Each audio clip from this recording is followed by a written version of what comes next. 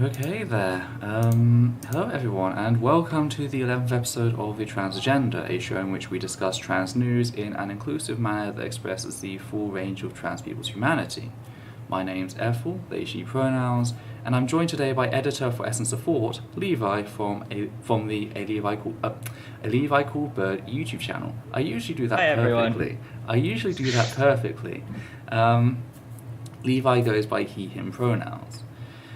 So today we have quite a full show. We were actually expecting only to have 2 or 3 topics, but things have kind of exploded last minute. Up first, we of course have the titular part of the show, which is Transphobes accuse Patsy Stevenson of being a crisis actor, father jailed until trial for endangering transgender son, Adolescent Psychiatrist urges states to allow trans youth to play sport, Good Law Project wins first court case on Bell versus Tavistock ruling, and we have a last-minute topic, which is Natalie Wynn of ContraPoints is racist. Then we will be finishing the stream with a discussion about the last video posted to the channel, and that video is, of course, Xanderhal still abuses victims of domestic violence for profit. Now, before we can begin, we'd just like to make a couple of things clear, starting with the facts that we are fallible and therefore we make mistakes. If you notice anything we've got wrong, feel free to message us during or after the show, and we'll be more than happy to update the description to include any errors.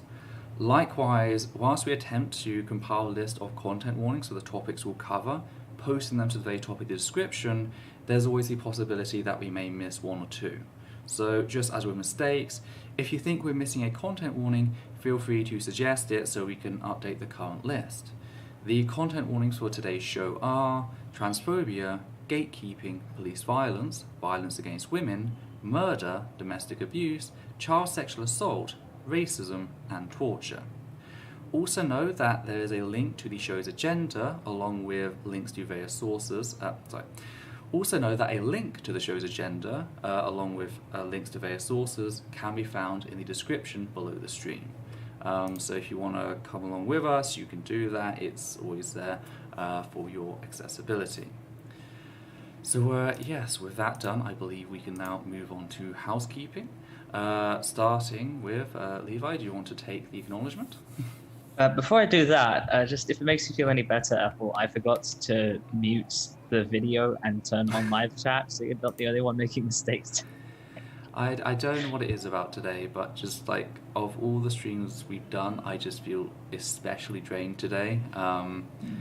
Arguing with some particularly awful person who was just hell-bent on defending racism, and it's like, just took it out with me this morning. Yeah. But anyway. But yeah, since we're discussing antisemitism in one of our stories today, we just want to acknowledge that Pesach, or Passover in English, began yesterday evening, at least for Jewish people in Oceania and Asia.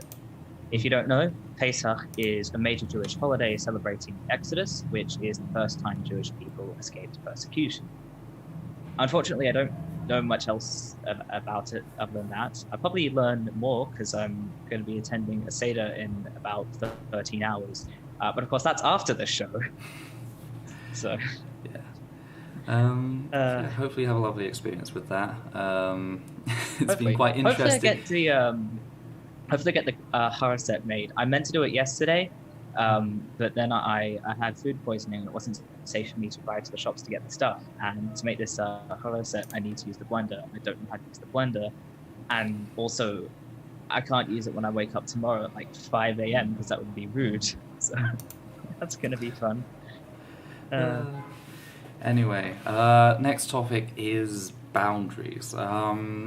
As we all know, we have a Discord server which you all welcome to join, and it's a wonderful place and it's very supportive. We have different channels for the different communities where it's just community only, and then we have political channels where, where relating to those communities where allies can join in the discourse, but it is still community led. We also have like general streams like Door, Vent, Rave, so there's all this stuff there. Rave is in the good rave, not the bad rave. Rave is in like, I did this thing and it is glorious. I am so proud of myself and I feel great. So an example of that for me is I used to be a prolific nail biter. I am one of those people who, like, in my childhood, my mum tried to use, you know, you can get the stuff that you put on your nails that's meant to stop you chewing them because it tastes horrible. It's meant to be aversion therapy. I just developed a tolerance to it because I enjoyed chewing my nails so much. But the moment I realised I could paint my nails and I could make them do clacky sounds if I let them grow out a little bit, I just stopped overnight. Because that is the strength of gender euphoria. The lesser discussed part to gender dysphoria. I wish I could just grow out my nails from the pure willpower of, if I let them grow out, then I could do something cool. I can do clickety-clackety noise. You have to rub it in, do you? Sorry. So yes, that's like what on Beyond Rave channel. Vent channel, of course, is the opposite, and we've kind of been having a few issues with the Vent channel, and it's like, I understand people want to use it, etc., but the problem is, because we offer a Vent channel, which is a place where you can go, you can vent, not necessarily to have someone come in and solve your problems. If you just need to say shit and get it out there, you're welcome to do that. But the thing is, because we have this channel, we get the sense that a few people in the server, and this is not just the server either, like, just because we touch on mental health topics as well and quite serious subjects, it seems people get the sense that both myself and Levi are trained psychiatrists and we are offering our expertise on demand, if you will. So we've had a few issues where people have approached us, expecting help, support, they wanted to take over some very, like, deep and serious issues, some of which can be very triggering because, we're not trained professionals. Yes, I did some basic, bare bones buddy counselling when I worked at an LGBT plus support charity, but that's not nearly enough for, like, the stuff people come to me about. Like, that was basics of, you're a trans person, you feel dysphoric all the time, well, here's maybe a few things that you can try to, like, explore your gender and see if you can find some gender euphoria, like the stuff I was talking about. That's sort of buddy counselling. Okay, I was taught how to deal with, like, crisis and crisis hotlines, but even then, like, we always had people in the background that if something was becoming too much for us, we could always say, hey, I need you to take over this. And we were always constantly being approached by the paid-for psychiatrists who volunteered there. Some were paid, some were volunteer. We had them. They were constantly approaching us, asking us how we were doing psychologically and checking in on us. On the channel, we do not have that. And I don't mean to be harsh. Like, you can always approach, but do understand you are strangers to us. And this is also where parasocial relationships sort of come into everything. You constantly see us, or hear us in the case of Levi. You constantly witness us in videos, in streams. We joke with you, we talk to you, etc. But the thing is, like, that is mostly a one-way relationship. I can't keep track of every individual I interact with, and even if you watch my videos, like, I'm not going to know who you are, I'm not necessarily going to trust you. There are times where I've got to think, is this good faith, is this bad faith? I remember someone messaged me out of the blue, and they were using an alternate spelling of my chosen name, and it's like, okay, I guess they seem quite friendly and bubbly, they seem quite chatty, but using an alternate spelling that I haven't okayed as someone who's just messaging me out of the blue, like, there's kind of that fear that, hey, is this person sort of like, I don't know, trying to delegitimize my identity by using a spelling I haven't told them is fine to use, sort of thing. And even if not, there's still that over-familiarity. We do sort of need people to understand we are living people.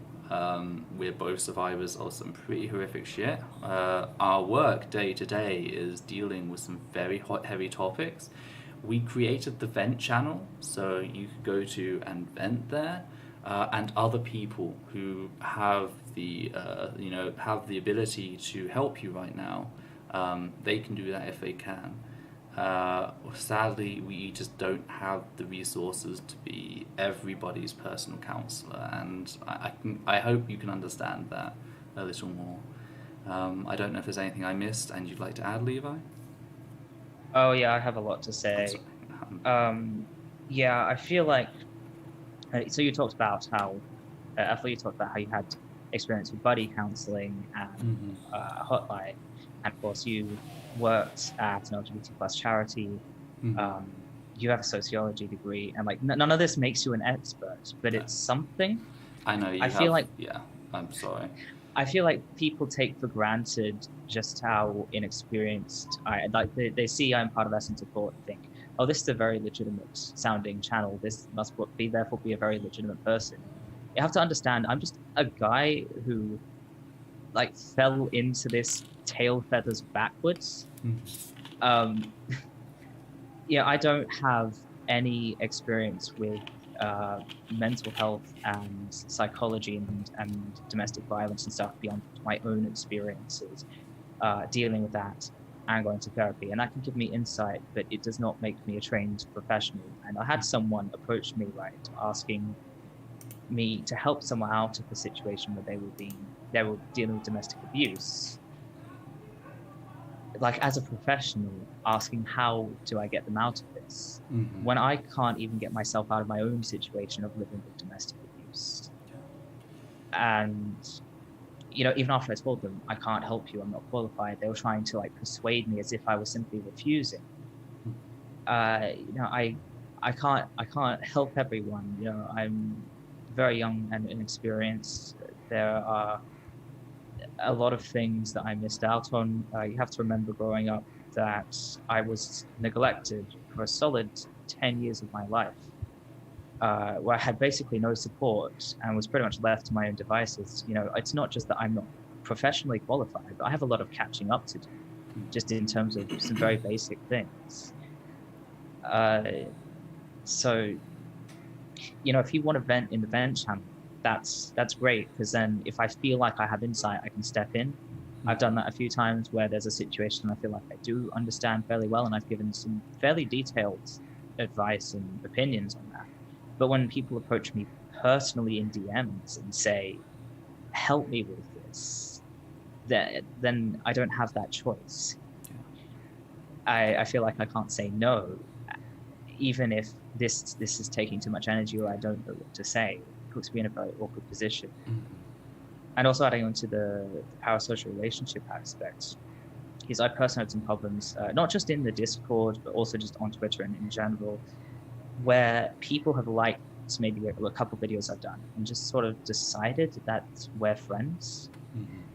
And it's difficult because I feel like people get the impression that I want to be friends with them because I'm very friendly with people. I try to be really nice to people, especially in the Discord.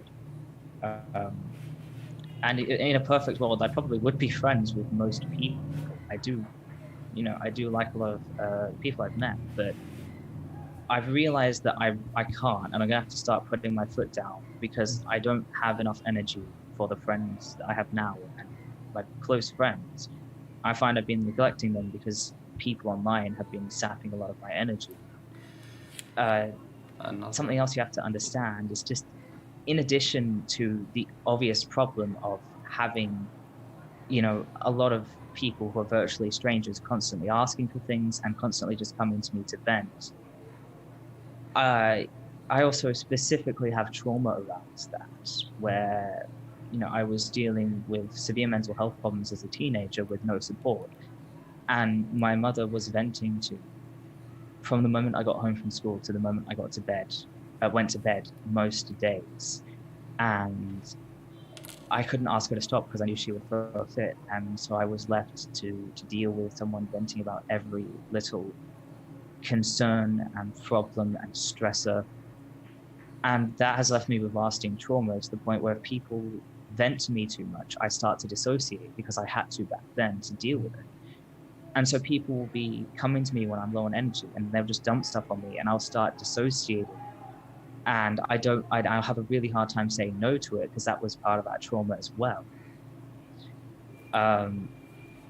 So, as far as the Discord goes, if you feel uncomfortable about something that happened in the Discord, then by all means approach me about it, because that is my job. I've signed up to do that when I made the Discord. I don't mind doing that. But if you want to talk to me about general life stresses, I really can't handle that. And if you want to talk to me even about fun things, like things you're interested in, I can't handle people doing that in DMs. I need to try and keep that to the friends that I have now.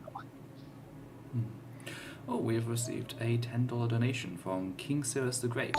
Hey folks, it's King John. Lost my channel, unfortunately, so this is a new me. Some folks have me reported by YouTube because I made videos on some Greek fascist Golden Dawn supporters. Welcome back. Thank you very much for the donation. It's really helpful. It will pay for the Zoom for this month, so thank you very much. It does go a long way to keeping the stream going. And I'm sorry to hear about your channel as well. Hopefully, it reminds me of what happened with, I think it was 3 hours, if I remember correctly. They were flagged down for quite a bit. But yeah, it's generally what happens, sadly, because YouTube just doesn't seem to care about doing proper manual review on things. One thing. Well, they do, just not for us. Yeah, they do, not for us. When it's profitable, they do it.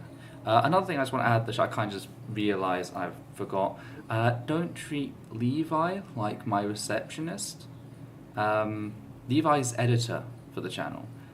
He edits my work. That's the only agreement we have. If you want to get a message to me, send me a message. I've opened up the Twitter message now. So message me directly. Don't come to me through Levi. Again, Never even thought of that. To be honest, it hasn't been that much of a problem yet. I was expecting it to be. I was expecting it to be a huge problem. I haven't found it happens too much. Hopefully it will stay that way, because I'm not a carrier pigeon. I'm a cockatiel, not a carrier pigeon. I wasn't saying 3 hours has gone down, but I believe that's their channel got a big boost because they did a particular video which got flagged down for a while and then it got reinstated. I could be thinking of someone else. I know that happened to the Serfs as well, I believe. It's a very common thing that happens. Someone puts a video out on fascists, the fascists flag it, the left rallies, against the flagging. Sometimes it gets reinstated, sometimes it doesn't. I'm sorry to hear that yours didn't. So yeah. Okay, that is boundaries, I believe, discussed, which leaves now just Patreon. For those who don't know, we no longer run ads on either the videos or on the stream, so all of the money we make comes via Patreon or through single donations like the one we just received. Thank you again, King Cyrus the Great. So if you'd like to support us monthly, long-term, Patreon is a brilliant way to do that. You can sign up, get certain rewards, early access to videos, just a day, but still some people enjoy it. You can get your name set out in the credits of the video and also in the stream, as I'll just do in a second. So that there's different things that you can get from signing up. Anything helps, $1, $2 a month, any amount. There's no amount too small. It all goes into keeping us alive, and we're looking to expand things in the long run. So yes, do consider helping the channel if you can. If not, then please just like, subscribe, share, etc. Let people know what we're doing here. Get the word out if you can. That'd be great. So with that said, and I realised I closed a document I needed because I am brilliant. With that said, I'd just like to thank the following patron sponsors: Hannah Banghart, Matthew Kovac, Soraya Katie, Gerard Van Vorst, Steve Corbin, Sosh Daniels, and Justin Allen. Your support is greatly appreciated. Okay, so that means we are done with the housekeeping. Just literally 30 minutes in. So anyway, The first story we have today is, of course, transphobes I'm accuse... sorry. Levi isn't a secretary bird. That's brilliant. I love that. Okay. Those of you who don't know, a secretary bird is an actual kind of bird. They attack snakes. Oh yes, I know the ones you're on about. Snakes. They're the very tall ones. They've got like very long legs that they kick at the snake. Yes. Anyway, the first topic is transphobes accuse Patsy Stevenson of being a crisis actor, which is, if you don't know, Patsy Stevenson is the woman who is in the thumbnail. She's been in all the papers recently, online, etc. But to understand what the deal with her is, we have to go back, specifically to the 3rd of March, with the disappearance of Sarah Everard. Sarah Everard was a 33-year-old woman who disappeared in South London on the 3rd of March 2021. Her body was then later found in Ashford, Kent on the 10th of March. Now, Wayne Cosenz, a Metropolitan Police officer with the Parliamentary and Diplomatic Protection Unit, had been arrested on the 9th under suspicion of her kidnapping and later her murder, and was formally charged on the 12th. He appeared before Westminster Magistrates Court on the 13th, along with another, and is going to have another hearing on the 16th. Had another hearing on the 16th. The provisional trial is set for the 25th of October 2021 and is expected to last 4 weeks. So there's a lot to unpack here. The fact that it was a woman who went missing, the fact that it was a police officer who seemingly kidnapped and murdered her. So rather naturally, there were a lot of people who were angered by this. Sarah Everard came from a very specific economic and ethnic background. She is white, upper class, upper middle class. So she gained a lot of media attention in that regard. So what happened is, following Cosenz being formally charged, a vigil was planned to be held in Clapham Common on the 13th of March. Now, this was originally organised by the organisation Reclaim These Streets. However, after a judge ruled that the vigil could not go ahead, the Reclaim These Streets decided to back down, and in their place, another organisation, Sisters Uncut, an organisation that was created originally to stop the defunding of domestic violence services by the Tory government. They stepped forward and took over and went ahead with the vigil. Now, the police knew that a large number of people planned to continue with the vigil even after the judge had made the order, and they promised Mayor Khan of London that they would handle the situation carefully. So it seemed like the vigil was going to be allowed to go ahead. They were just going to be there, observe, etc. People were going to go home, and that would be that. That did not happen. Now, according to a first-hand account by journalist Michelle Fiel, everyone was wearing masks. They were practicing social distancing. Like, you could see distinct groups of people who would arrive together, so they were clearly family or close friends.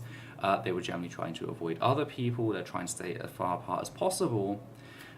They were just there to mourn Sarah and talk about violence against women, especially when carried out or accommodated by the police, because in spite of the fact that this is really the case that blew up, this is by no means the first instance. It was noted very quickly that the police has a history of doing this sort of thing. They have a big culture developed around this, which we'll come to discuss in a second, particularly violence targeted towards sex workers, women of colour, trans people. So people were quick to point out that this goes beyond Sarah. It's a sad fact that, Sarah dying as almost a what's the word I'm looking for? She being a white middle class woman, she was the milk carton girl in this instance. And whilst it's sad that it took that to bring everyone together to discuss this, at least that's happening. So Sisters Uncut was having a number of speakers talk about various different issues in various different communities, and things seemed to be going normally. The vigil had already started whilst the sun was up, and the police did nothing. They kept their positions at the side of the event.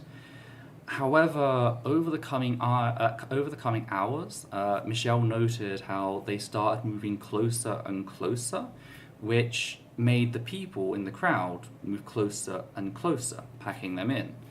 That was until around 7 p.m. once it had got dark, where the police rushed into the crowd, goose-stepping all over the flowers that had been laid down as part of the vigil, and arrested 4 individuals. Now, one of those individuals was Patsy Stevenson, who was forced to the ground, as the picture shows. What the picture doesn't show is that after she was forced to the ground, they literally ripped off her mask, increasing the likelihood of exposure to the virus. She and the other 3 women were then dragged off into the dark by police, as other police made sure that nobody present could follow them. There was a lot of screaming, there was a lot of commotion. If you watch the videos, it is really quite terrifying. According to Patsy Stevenson, literally all they did is drag them to the van, force them in the van, and tell them, okay, we'll let you go in a second, but we need you to pay a fine. That is all they did. So that has to make one question, why were they arrested? If you want to give a fine, you can just give a person a fine. You don't actually need to arrest them. Quite clearly, this is a terror tactic. This was a display of terror. This was intended to induce fear. It was intended to make the people present feel like, hey, if you want to protest police violence, particularly against women, we can put an end to that. It was no coincidence that they waited until night to drag away 4 women into the dark at a vigil about a policeman kidnapping and murdering a woman. You know, that's no accident. And the fact that they didn't even process the person, take them down to the station, etc. The fact that they literally pushed her into the back of the van and suddenly switched tactic, the moment they were out of public eye, the moment that the fear factor was gone, they then okay, we'll give you a fine, you can go. That's quite clear in what they were doing. They were there to terrify the people who were present. And part of the reason is, one of the other things that were being discussed there is the recent police crime sentencing and courts bill.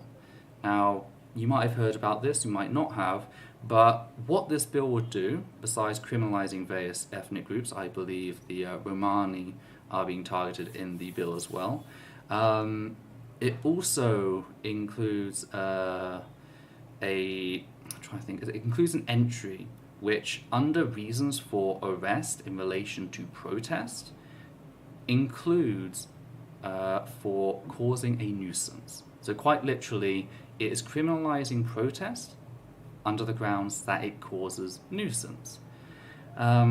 So, quite clearly, Sisters Uncut is very worried about this setting a precedent, this passing through law, because how then can you protest police brutality at all if they can just arrest you for causing a nuisance, which is a very bullshit term, by the way. It's very open. It just creates a total police state. I mean, the British police, with what we've seen in relation to Black Lives Matter and the Extinction event, they already have way too much power. They are already too violent. This just hands them more power. So again, that was part of the conversation. That was part of the fear. Since this happened, there's actually been another protest. I believe it was in Brighton, or it might have been Birmingham. I can't remember which one. And the police just turned up in full riot gear, began assaulting people, began attacking the press. All of the hallmarks of the stuff that we've been seeing in the US following the Black Lives Matter protest, they've been doing as well. The police right now in the UK are at a very unstable position, because people, the general public, is starting to withdraw consent as to their policing, and that is not making them happy. They are fucking terrified of that. Now, I know one of the arguments people will make in response to this is, oh, but like there's a pandemic going on. You shouldn't be out there protesting or holding a vigil. First of all, the pandemic does not care about violence against women. It's not a convenient virus. It doesn't pick, oh, this is a bad time for you, okay, we'll go away. It also doesn't care about the fact that fascism is trying to pass a bill into law that would criminalize protest as a nuisance, under the guise of being a nuisance, okay? If you want to get angry at anyone for timing, get angry at the fucking police for trying to pass such a bill at a time where people can't protest. They are seizing the right to protest at a time where people are trying to use the pandemic as an argument as to why people shouldn't protest. You know, it really is a disgusting display of priorities. You know, we saw this with the Black Lives Matter. Oh, well, the Black Lives Matter protest is going to lead to, you know, a explosion in, you know, COVID disease, etc. And it's like, yeah, but the thing is, police aren't going to stop shooting people. You know, it is disgusting to use the presence of, you know, the ongoing pandemic to try and say, oh, well, you marginalized people, disempowered people, you just need to put up with this shit, and you need to allow a fascist government to criminalize protest. And here's the thing, as mentioned earlier, I mentioned the fact that she was wearing a mask when she went down, and they tore the mask off. If they were really worried about preventing the spread of the COVID virus, they wouldn't have slowly boxed the group in.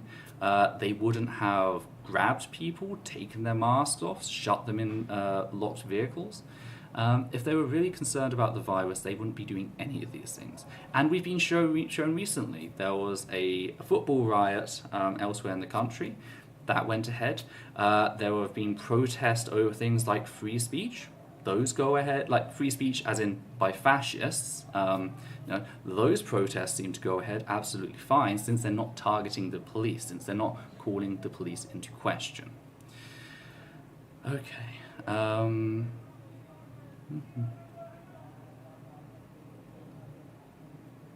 No, the bill is against all protests.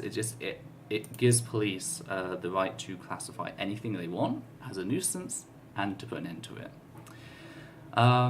Also, one other thing that people might mention is the fact that the court had ruled this vigil should not go ahead. People should have listened. Anyone who went there, it's their own fault, etc.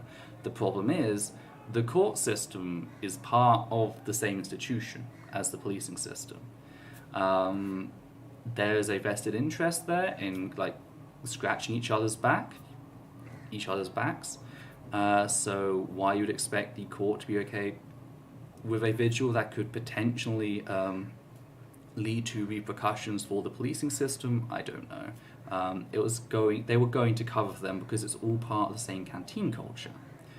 For those who don't know what canteen culture is a sociological term that specifically discusses the way in which UK police protect themselves. They house conservative views in relation to sex, race, ethnicity, sexuality, etc. It describes the way in which, as new police come in, they're all vetted, they're all groomed, if you will, and they're all checked over to make sure that they won't rock the boat. That, if they see a fellow officer being racist towards someone in the street, they will have the officer's back. They will lie in protection of that officer. This is a marked phenomenon. We've known about it since, the 60s, the 70s. It's been a recorded part of social science. We know it exists. Sadly, because the only way to get to the top of the policing ladder is to go through the lower levels where canteen culture is most seen, everyone in the system is infected with it. The only way to get rid of canteen culture is to completely strip out everything and come up with some different method of supporting community and keeping them safe. You cannot fix the UK police force. Sociology has known this for a long time. Yeah. And the court system is sadly a part of that. They all work to do the same thing, and yeah, it's really just a big fucking mess at this point. So, as mentioned, Patsy Stevenson was one of the people who was arrested. Now, it should be noted, actually, sorry, I should go back to the bill. The bill mentioned earlier, thankfully, that has been postponed. Due to the protests, the bill is no longer passing through. In spite of the fact that it made it through the first stage of voting, it is no longer going through the committee that was compiling the final version. It has been stopped for now. And this resulted in a spokesperson for Sisters Uncut to state the following, quote, the last week has shown that protest works. That's why they want to ban it, and that's why we're fighting back. They also added, quote, policing by consent is a story this country likes to tell about itself. The reality is that policing is unacceptable, aggressive, and violent. Targets of police repression, working class people, racial minorities, sex workers, and many more have had enough, end quote. There have been subsequent protests and vigils since then, both at Clapham Common and Scotland Yard, which is where the Met Police are stationed. There were also calls for Metropolitan Police Commissioner Cressida Dick to resign, something she has refused to do. And yes, in spite of the fact that she is a woman, she's still part of that canteen culture. No, it doesn't resolve anything. I should also note that the mayor, who again was told beforehand that they would handle things responsibly and respectfully, was incredibly furious, publicly furious at the police force for this. So really they have very few allies at this point. And again, thankfully the bill has been stopped. It is not dead, so it may still be passed, but at least it means we will have more time to organise in the UK and potentially fight a fascist state. So, with all of this going on, and I know that was a lot to take in there, with all of this going on, I am absolutely sure that the gender-critical crowd had some wonderful takes. And of course they did. Notably, a very popular gender critical account, the Fat Controller, that's at It's Jill Gardner, a gender critical account with over 23,000 followers. So again, this is not a small account. Tweeted out an image of a Casting Now profile of the aforementioned Patsy Stevenson, stating that, quote, she looks to be another crisis actor. I fear the death of a woman has been usurped to push this sinister cultural Marxist agenda even further, in the same way the tragic death of George Floyd was. A 6 p.m. curfew is not the solution and will destroy society further. End quote. A sentiment that is being spread elsewhere. Now, the reason this was done is because Patsy, in an interview, had stated the following, quote, I came here to support all women, whether it be cis women, trans women, every woman who cannot walk down the street by themselves because of men, end quote. It should also be noted that Sisters Uncut is a famously inclusive movement that includes trans people. So the fact that trans-inclusive people are doing shit to try and protect women everywhere, of course that means the gender-critical crowd has to come out and instantly attack them because they just can't handle the fact that, hey, maybe we're not on the right side. Now, there is a lot to unpack with that original tweet by the Fat Controller. First of all, let's start with the legitimacy of the profile, because again, there was a Casting Now profile, which is an acting site where you can search for people that you want, hire them if they have certain skills, etc. So they shared an image of Patsy Stevenson apparently being on that site. Is that legitimate? Yes. Patsy Stevenson is a extra actor, a dancer, a performer. Funnily enough, being a female actor, and we're not even talking a Hollywood actor, big time actor, which doesn't resolve situations, as the Me Too movement has shown, but being a small-time extra actor doesn't make you immune to violence against women. But there's this whole idea of, well, she's an actor, therefore she must be a crisis actor. No. I mean, first of all, let's pretend like for a moment that was the case, that she was a crisis actor. Wouldn't the cabal behind this, and we'll come back to the anti-Semitism in a second, wouldn't the conspirators behind this make sure that the person they picked to be a crisis actor didn't have a social media presence as an actor? But of course, reason goes out the window when it comes to bigotry. It's all got to feed the agenda. The trans agenda, yeah, of course. It's got to be the trans agenda. And let's move on to the whole... I'm putting you in the bin. Putting you in the bin. But of course, like, a lot of these terms, cultural Marxism, globalist, Hollywood elite, even like the homosexual agenda as originally, and now the trans agenda, all of these are wrapped up in the idea that there is some nefarious force working behind the screen to like control the world.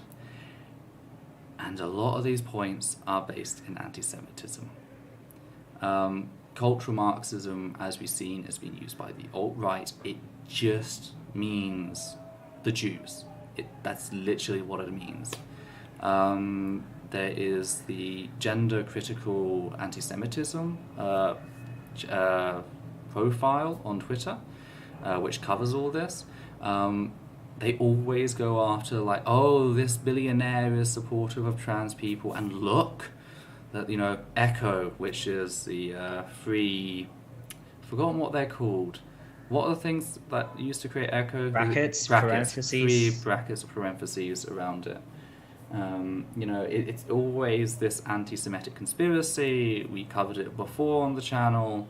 They're constantly hammering away that trans people are a Jewish conspiracy. And so, you know, there's that. But then on top of that, she decided to go ahead and link things to the Black Lives Movement. And, you know, everything that happened there with the death of George Floyd, which just drags in a bunch of racism as well, because now, no longer do black people have autonomy. Now they are all just the puppets, the dancing monkeys for the Jewish conspiracy. And, you know, this, it really does just continue to pile up.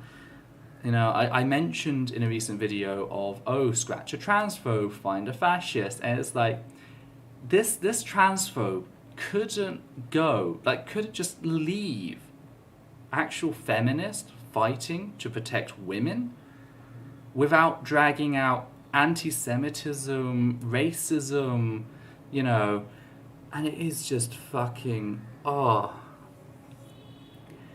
And the fucking I can't help but think, like, the whole point of fascism is you're meant to hide your power level.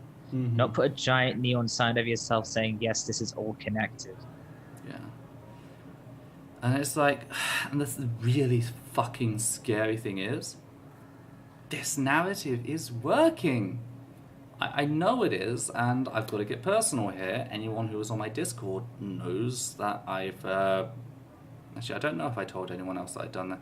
But anyway, people on Discord might remember the fact that my brother recently joined our Discord.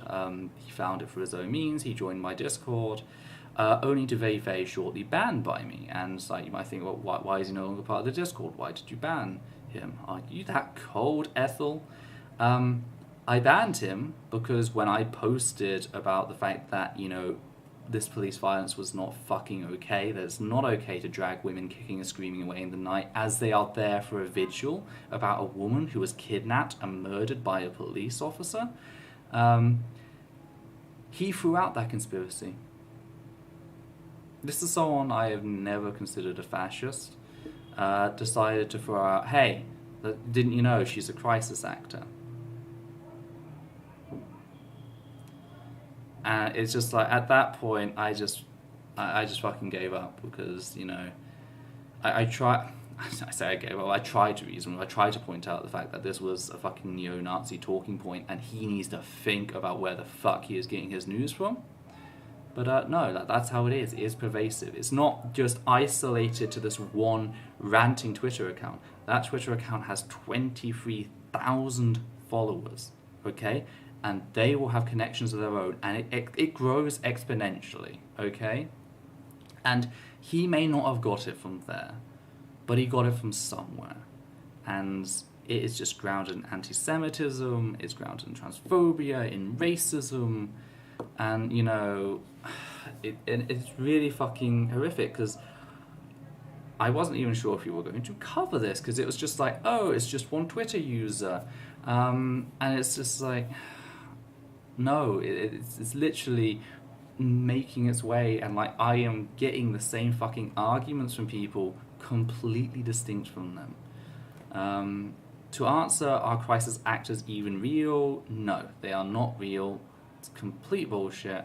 It is conspiracy theorists talking about them, going on about how, like, school shootings, you know, they're all crisis actors, or the people who died in some, you know, usually imperialistic bombing, oh, they were all actors as well. This is fake footage, like propaganda put out by the enemy of the United States of America.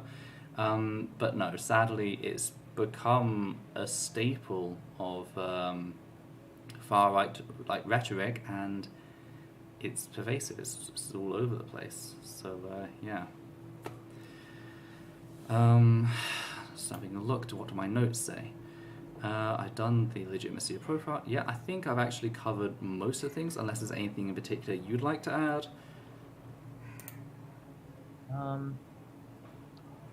I remember thinking about when you said the thing about like the virus doesn't care about violence against women. Mm-hmm.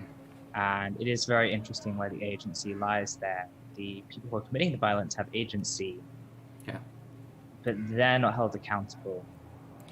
And instead, it's people who have violence committed against them who are made responsible for the impact of this virus. It's the same argument throughout abuse culture, where, you know, the abuser is always treated like this non-human natural disaster you have to plan around, and the victims are told, you can't do this, you can't do that, or you have to do these things. It's very interesting. Of course, when people did the anti-masker protests, no one says a fucking word. Yes, that's fine. Or when that's fine, even though what they're protesting is like a temporary thing, and they're not being hurt. It's just pandemic measures. But when people are protesting actual violence, actual deaths, that has to be shut down immediately. And it shows that it has nothing to do with the risks because of the pandemic. Domestic violence has risen during the pandemic, and, you know, pretending, it can wait. No, it can't wait. It never should have waited.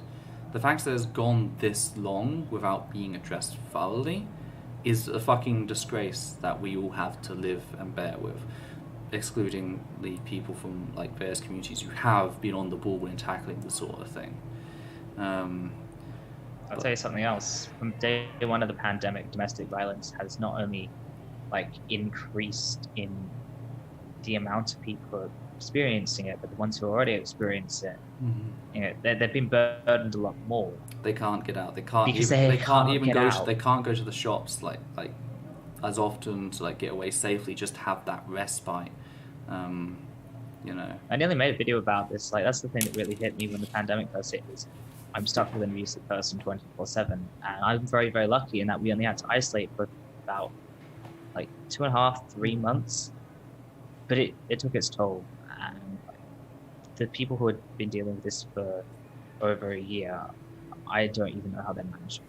Yeah, and it's just the idea that like people who are suffering violence just need to shut up, like put up with it. It's just absolutely disgusting. Never any question about like what the police could have done to de-escalate the risk posed. It's all about, hey, you shouldn't have gone here. Even though, as journalists going there noted, they were wearing masks. They were trying to keep a distance, because here's the thing. People don't want to die of the virus anymore. They want to die by being kidnapped and murdered by police, you know? But the thing is, one is something more pressing that they can fight. Like, you can't debate a virus, okay? They can take all the measures they can to try and make them safe, okay? But the thing is, the police are still going to come killing them. So, yeah. Here's another thing. A virus isn't going to fucking circumvent the measures you put in place. You know, with fighting human violence, that is... Sorry, I don't know where I was going with that. I'm very tired. If you really want to blame someone, blame the people who are trying to pass a law criminalizing protest during a pandemic. Right, yeah, sorry, no. I remember where that fragment of thought came from. Like, they're masking, they're trying to keep socially distanced.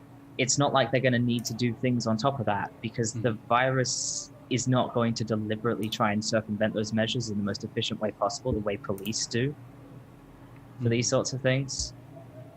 So the fact that they are following the advice should be enough. Yeah. Like, it shows that these aren't people out there like, oh, I don't believe the virus is a problem. No, they believe the virus is a problem. They've decided that, like, the police are a more pressing matter. Anyway, with that said, the next topic is father jailed until trial for endangering transgender son, which I believe you are taking. Yes. I did a very bad job of preparing for this one. I think we're both rather exhausted this time. It's been a very rough couple of weeks privately. So, I can't even remember why. I don't remember what happened. I just know that I'm exhausted. Anyway, yes, in Vancouver, a father has been detained following repeated violations of a court order preventing him from publicly sharing information about his child's transition. The dispute began in 2018 when the father tried to get the court to block his teenage child from pursuing hormone therapy. Luckily, in February of 2019, it was ruled that the child could consent to treatment. It was also ruled that both parents and the child must remain anonymous, and presumably that the details of the case must be kept private. In April of that same year, the child sought a court order to prevent his father from speaking on the case, as the father breached the publication ban twice by giving interviews to two separate organizations for online publication in the previous month. So he couldn't even go a month before trying to violate this order. The subsequent protection ban, in addition to banning the father from speaking about the court case and the child's medical treatment with uninvolved parties, also stated that the subsequent protection ban, in addition to banning the father from speaking about the court case and the child's medical treatment with uninvolved parties, also stated that the father could not attempt to persuade his child to abandon treatment or refer to him by his birth name. This was replaced with a court order upon the father's appeal, as the father's actions were not ruled to constitute family violence, though the court order had similar terms. The father could not share information about his son's mental health or medical treatment with anyone aside from doctors or legal counsel without permission from the court, and the father was to refer to his son with the proper name and pronouns. Though this order did not prevent him from talking with friends, family, and close advisors, so long as none of them were connected to the media and they were sworn to secrecy beforehand. In June of 2020, the father flagrantly breached these orders by appearing on a YouTube channel where he identified healthcare providers, gave identifying information about himself, his child, and the child's mother, and revealed information about the child's mental health and medical treatments. After his arrest, the father begged to be released so he could comply with the court order, but was denied as he had squandered his previous chances, including the delaying of said arrest. I can't really think of much to say in terms of transphobia, but this is a story we've heard before, like Luna Damon Younger, and I wouldn't be surprised if this guy saw how Luna Damon Younger's father fucking turned that entire thing into a shit show, made a bunch of money from doing talks, etc., and went, I could do this. I could do this. But there's one significant difference, and that's in the way the court reacted. Sorry, how I completely derailed everything. Nope. It sounds like you're going to talk about something that I completely did not think of, and so, yeah. Okay, but yes, anyway, like, we're so used to hearing these fucking stories all the time. One of the trans parents does not fucking like the fact that their child is trans. It would much rather have a coffin for a child. And so sets out to begrief the parent who does support the child's transition in every single way. Returning to the case of Luna Damon Younger I mentioned earlier, like, her case was fucking... It was very one-sided. The mother was the child's psychiatrist. Moment that she thought that her child might be trans, took him to another child psychiatrist at the same place. They diagnosed gender dysphoria. The father objected, stating, "Oh, well, you work with this person, therefore I want a second opinion." So she went and she took her child to another psychiatrist. That psychiatrist confirmed the original psychiatrist's diagnoses, and the father just decided, you know what, I just rejects this. And he started doing like the route and going around, talking on all the conservative websites, the Federalist, stuff like that. And he was making out, anytime the child comes to my place, she's always wearing boys' clothes and she always wants to like play boys' games, etc. When you actually read the court, who like interviewed, I don't think they interviewed the child directly. I think they had a social worker intermediary. The child was not... Yeah, that's what happens. Yes, they had an intermediary. The child was scared of the father. Also, when they asked the father, "Hey, do you allow girls' clothes inside the house?" "No, I don't allow girls' clothes. I don't believe in them." So like he was lying publicly and claiming that he allowed his child to do whatever she wanted. And like it got to the point where the child was so fucking terrified that she just wanted to be removed from his care under certain days. For example, parent-teacher events, football nights, because the father would force her to dress in certain ways or would out her and dead name her and do all this stuff. And the court agreed, you know what, you've shown that you can't be responsible around these times. Constantly this guy is going to the far-right media, pumping out this toxic story of, the mother is going on to like rapid onset gender dysphoria, or it's Munchausen's by proxy. And it was quite shocking to see how people, like even King Crocoduck, was like spreading this bullshit. And I ended up calling King Crocoduck out about it. There was even a point where the father assaulted the child, even though they had a court order that they were not to cut the hair. The father decided to go against that and cut the child's hair without permission. And yeah, the child was just terrified of the father by that point. So anyway, sadly, they seem to get away with most things. Their access to the child is limited sometimes. But in general, like, there's no major steps taken to protect the child. Luna's mother, the reason the father was able to dominate the narrative is throughout the entire thing, Luna's mother refused to go to the papers and to share Luna's story. Just to be clear, Luna's not the case we're talking about now. The case we're talking about now is about a trans guy, if I'm correct. Yes. Yeah, your case. But Luna is a trans girl. I'm talking about Luna first, so we can talk about her, and then we'll go to this case, because I noticed that Goza was asking if they misgendered the child, and I don't know which child they're on about. I'm sorry, that's possibly the confusion. But yeah, sadly, there's not a whole lot that they can really do, or they haven't done, I should say. But in this case, to actually see the courts go, no, you know what? We are going to protect this child, their right to privacy, all of this.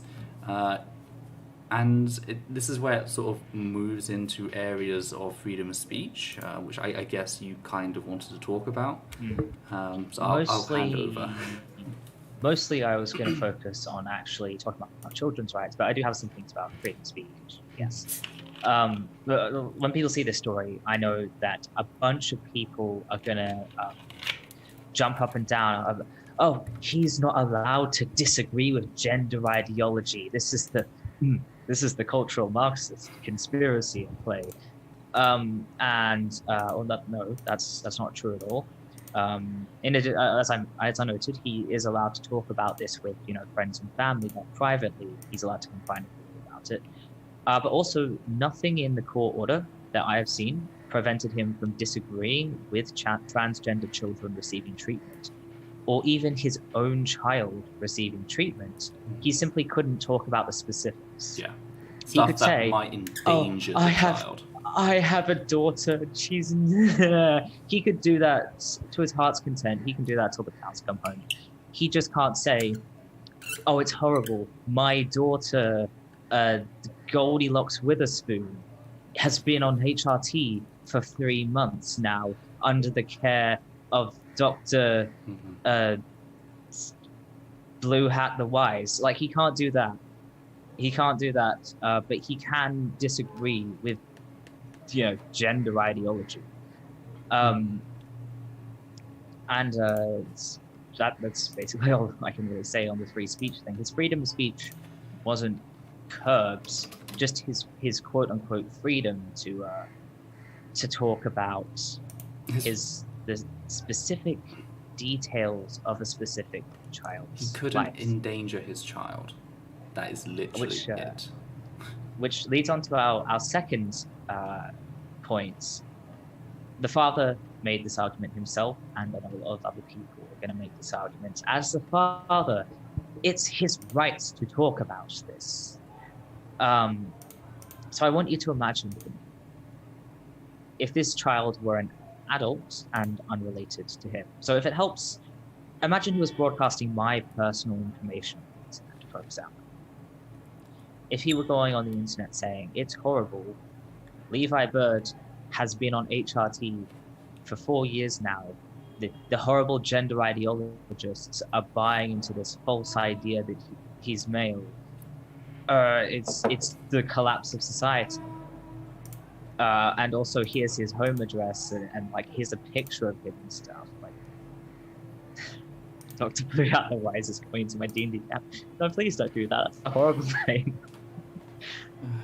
If he were doing this to an adult unrelated to him, like me, for example, we would instantly recognize this as highly unethical and highly damaging, even if we assume that there was some way for him to get the information that meant he wasn't stalking.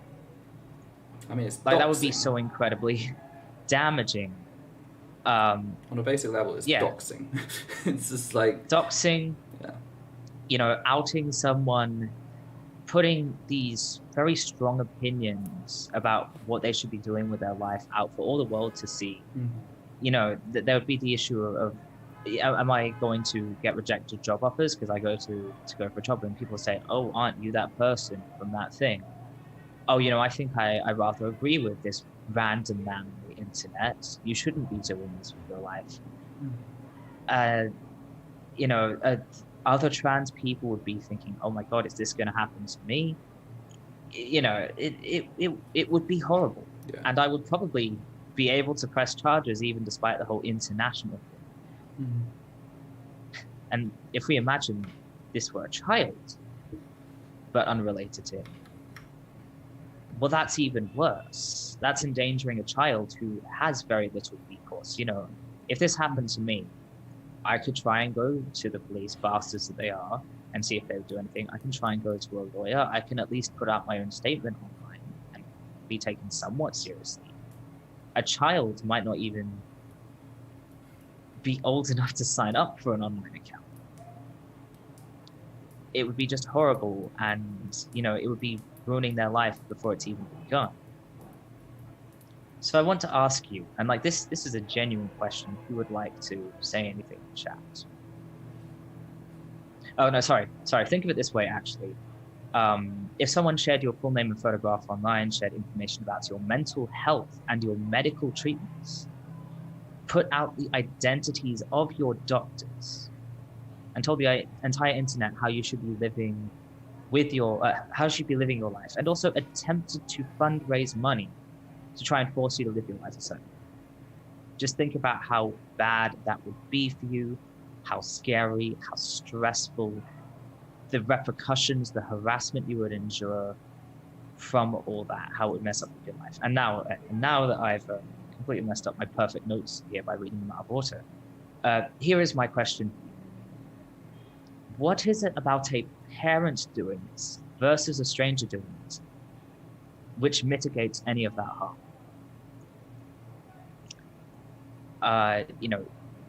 Is there anything that I've listed here, potential harm, which, if it's done by a parent, goes away?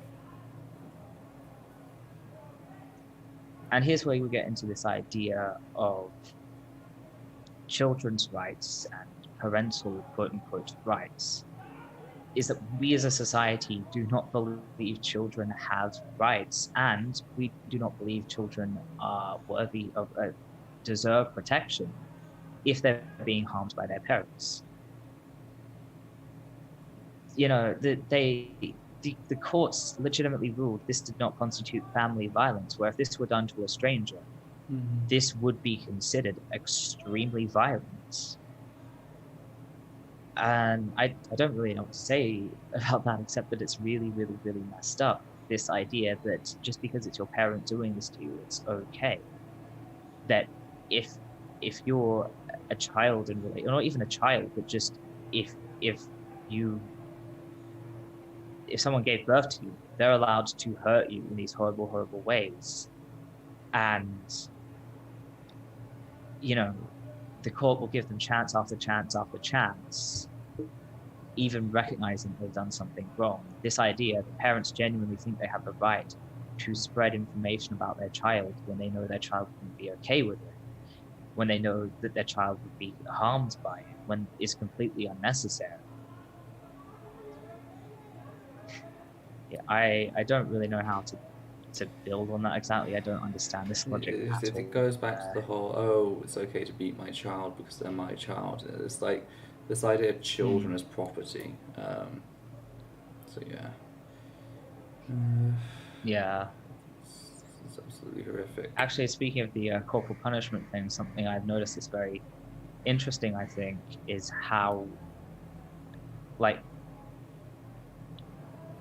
if you're an adult and another adult hits you, then you have legal recourse. But if you're a 6-year-old child and an adult hits you, it's not only that you can't do anything about it, but you're expected to endure it. You've deserved it. It's very interesting how apparently an adult, a full-grown adult, needs more protection than a small child. It's very much this idea that children are property, and you're allowed to do because they're property, you're allowed to do whatever you like to them, even when it's demonstrably harmful. The thing is, this is just completely fucking backwards, The idea of parental rights as bandied around by anti-trans people, they shouldn't exist. I say they don't exist. In law they don't, but sadly in social circles they sort of do. When we talk about parental rights, we mean parental responsibilities. You brought this child into the world. You have a responsibility to ensure that they are safe and well, and endangering them in this manner, hitting them, sharing private information that could result in them being hurt, that is not doing that. That is not living up to your responsibility. It is neglect, it is abuse, and it should be treated as such. And it's very interesting, this idea of I have a child, therefore I should have the right to choose how they live. That's not what you're meant to do as a parent. As a parent, you're supposed to keep your child safe, and you're supposed to try and help them do what's best for them when they're too young to fully make their own decisions.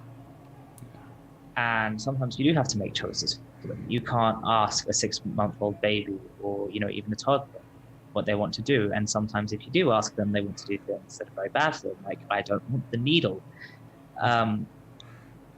But so many parents do not make enough of an effort they don't make an effort at all. The sorts of parents who tell their children how to dress, for example. You're not going to dress like a goth because I don't like it. That sort of thing. Mm-hmm. They're not trying to protect their child and facilitate their child making the best decisions for them. They're lording over their child because they think, well, this person is my fault. I get a sense that a lot of this is like resentment brought around by the facts that, this was done to me. So it seems like a lot of people have this desire almost, like they gain from childhood of, I was once a child on the receiving end of some shit. I look forward to one day having my own children so I can give them the same shit. I can be the one in power. It's a really twisted Actually, it's interesting you say that. Like, the fact that this father is talking about this issue specifically in terms of my child is doing this, it sounds like, I haven't seen any of the stuff that he's put out, but it sounds like he's taking this personally, like, I am being attacked by my child doing this. He's presenting himself as the victim. It's this complete inability to understand that his child is a separate person who should be able to who needs to be able to make their own decisions and be their own person. So, is that everything, do you think? You covered all. One thing I did forget to say I knew I was forgetting something about the whole free speech thing. I'm sorry. One thing I forgot to say about that is the only reason he was barred from even the slight thing of not sharing all of his child's personal information online, like that very slight thing that he shouldn't be doing anyway. Mm-hmm. The only reason he was banned from doing that is because it became a court issue. Mm-hmm. And like, this isn't unlike, I'm pretty sure that this is true for most, if not all, court cases where you're not allowed to talk about the case publicly, right? Mm-hmm. The only reason he was restricted in the first place is because he insisted on taking this to court because he was that desperate to control his child that he had to try, and he hoped he could, and of course it did not pan out that way in this one rare case. He thought, I can go and get the court to make sure my child gets in line and does what I want them to do and makes them be who I want them to be. So he brought this on himself. So I don't want any people going on about fucking free speech when not only did he bring about the circumstances for him to have his quote-unquote free speech taken away in the first place, but also he specifically brought about those circumstances to take away his child's freedom of expression and their ability to identify themselves, say, I am this gender and I am this name, which is so much worse than being told you're not allowed to say certain things on the internet. Yeah. I'm glad it backfired. But by the way, the internet is not owned by the government. You are not allowed to say certain things on the internet no matter where you go. There is always a terms of service. So this idea that his free speech was taken away is doubly wrong, because no one has complete freedom of speech on the internet. So it's just wrong on so many levels. The free speech thing is just a way to make violent, oppressive people who want to take away other people's freedoms sound like a victim. He was trying to take away his child's freedom of expression and his child's ability to identify who they are, not who they want to be, but who they are. And in return for that, he got like a slap on the wrist, and he just could not deal with that. That's why it's just someone got really did backfire for him. Someone got banned in chat for saying like children progressors are almost always reactionary. It's like, no, I think it's just our standards of like what's left wing, are rather shit at the moment. I mean, you look at what like passes for left online these days. Oh, I can say all of the ableist, racist, transphobic slurs I want, and I am still part of the dirtbag left. No. Yes. Dry Snyder. I can't relate to parents who want to treat their kids as property. Neither can I. It's just a really sad outlook on life and children. I have no intention of having children myself, but I could never understand why someone would look at things from that perspective. Like, do something better, get a hobby. I really can't understand the degree of violence we inflict upon children in this society on any level, in any context. I'm not a fan of kids at all. I honestly hate kids, but whenever I see a kid like this, in my brain, there's just this must protect instinct that lights up. And like the idea of hitting a child, the idea of telling them that they can't express themselves is just absolutely reprehensible to me. Certainly the idea of it's amazing how the people who have no intention of having children are sometimes like the most compassionate towards them. Because it's just, yeah, it's something I've noticed. Oh, we have received a $2 donation from Lee Spanner. Thank you very much. That will be very helpful in paying for the Zoom call. We use Zoom. They sent us a pair saying cool. So thank you very much. Anyway. Right, so Ethel, I'm sorry. Did you put me and compassionate in the same sentence? I'm obviously not trying hard enough. Sorry, empathy bird. Anyway, the next story is adult psychiatrists urge states to allow trans youth to play sport. And this is, of course, a continuation of stories we have been covering for a while now, in which there are currently hundreds of bills going through at the moment at state level, which are targeting queer people. A lot of them, I think half of them, sorry, I'm very gassy. Half of them are targeting trans people, and a large number of those are targeting, in particular, trans youth. And a big part of the issue when it comes to trans youth is, of course, sports. Namely, the idea that trans women have an unfair, dominating advantage over cis women, and they'll just destroy women's sports if we don't act quickly. And this has resulted in a number of different people from different professions. The science is unanimous. It's absolute fucking bullshit. There is no correlation between testosterone and performance. Trans people are the gender they say they are. They should be able to play. It is a violation of not just trans rights, but the rights of intersex and cis women to put them through very invasive testing, etc. And I just wanted to offer another perspective, which came out in the Scientific American on the 16th of March, and that is the perspective of child psychiatrist, Train says hi, child psychiatrist Jack Turban. They put out a piece titled Trans Girls Belong in Girls' Sports Teams, and the article is a response to this ongoing onslaught of anti-trans bills seen across the US, many targeting trans youth in sport. Some of the bills are incredibly cruel. For example, there is one bill which would permit students to challenge the gender of their peers, and the way that is resolved in the bill, the bill mentions itself, the way that is resolved is by performing a genital exam. So any student can challenge the sex of any other student in sport, and that results in that child being sexually assaulted. Then there was another bill, which I think we covered last time, which criminalizes playing on their sports team and using the opposite using the correct changing rooms for your gender. I do apologize. I am very exhausted, and that actually could potentially carry with it prison time in juvie. So, you know, there are a lot of bills targeting trans people right now. It is absolutely a horror to be a trans person in the US. There are hundreds of them, literally hundreds, that are being tracked by various human rights organizations. And it's just a big part of the mess of the current trans hysteria, which is like we've covered in regards to all this.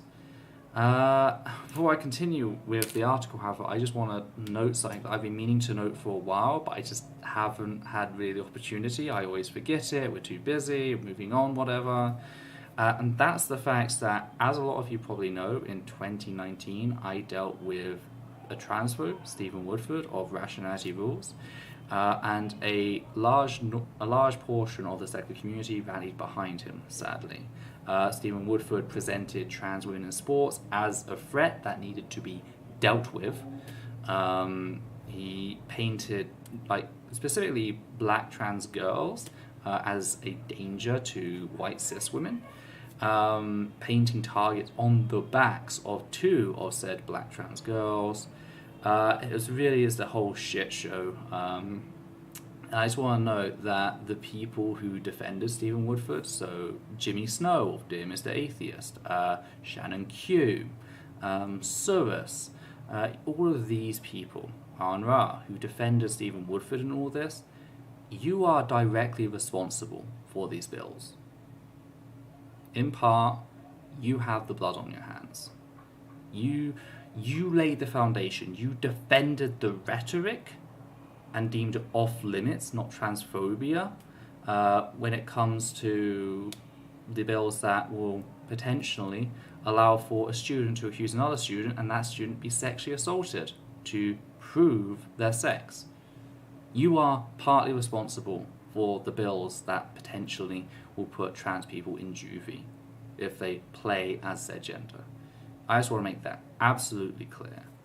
I want to make absolutely clear, Rachel Oates, supposed feminist, you had a hand in a bill which will mean that potentially hundreds of girls, like, I'm pretty sure the bill went to like as young as pre-primary, like the bottom of grade school.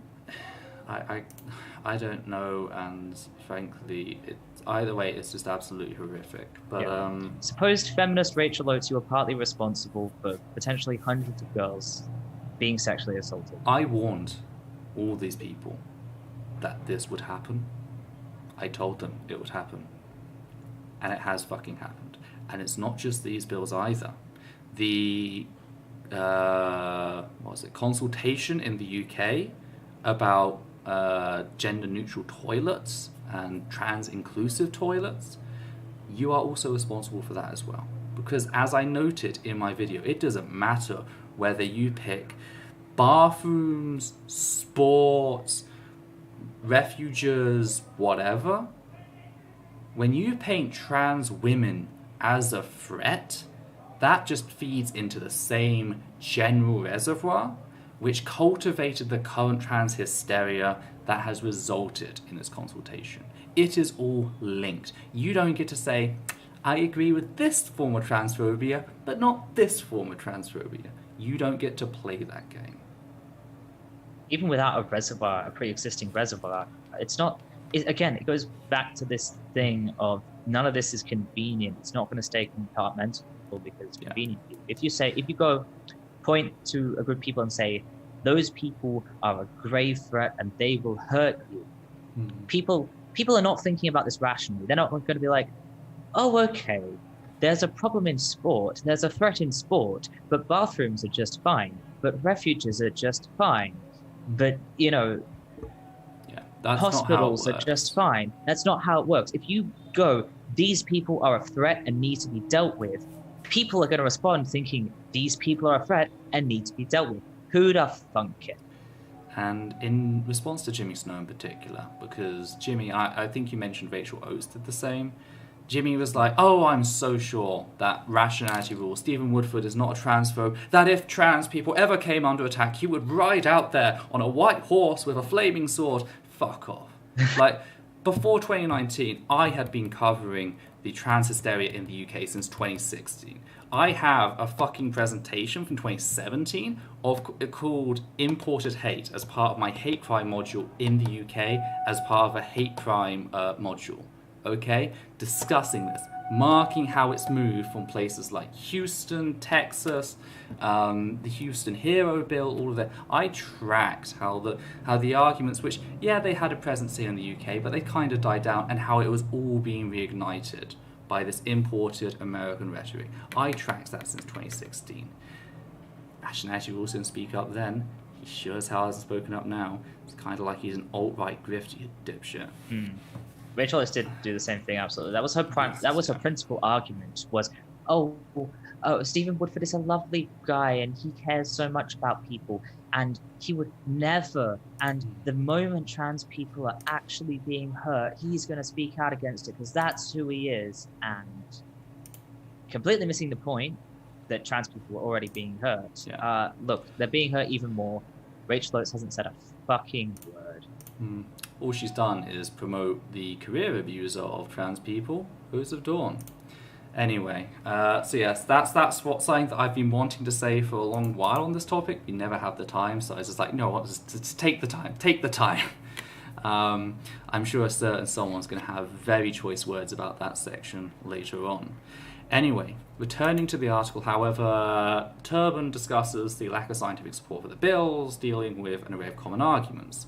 In one part, the article states, quote, "In describing the Connecticut case in the Wall Street Journal, opinion writer Abigail Shrier, I'm sure many of us know her, expressed a representative argument. When transgender girls compete on girls' sport teams, she wrote, cisgender girls can't win. The opinion piece left out the fact that 2 days after the Connecticut lawsuit was filed by the cisgender girls' families, one of those girls beat one of the transgender girls named in the lawsuit in a Connecticut state championship.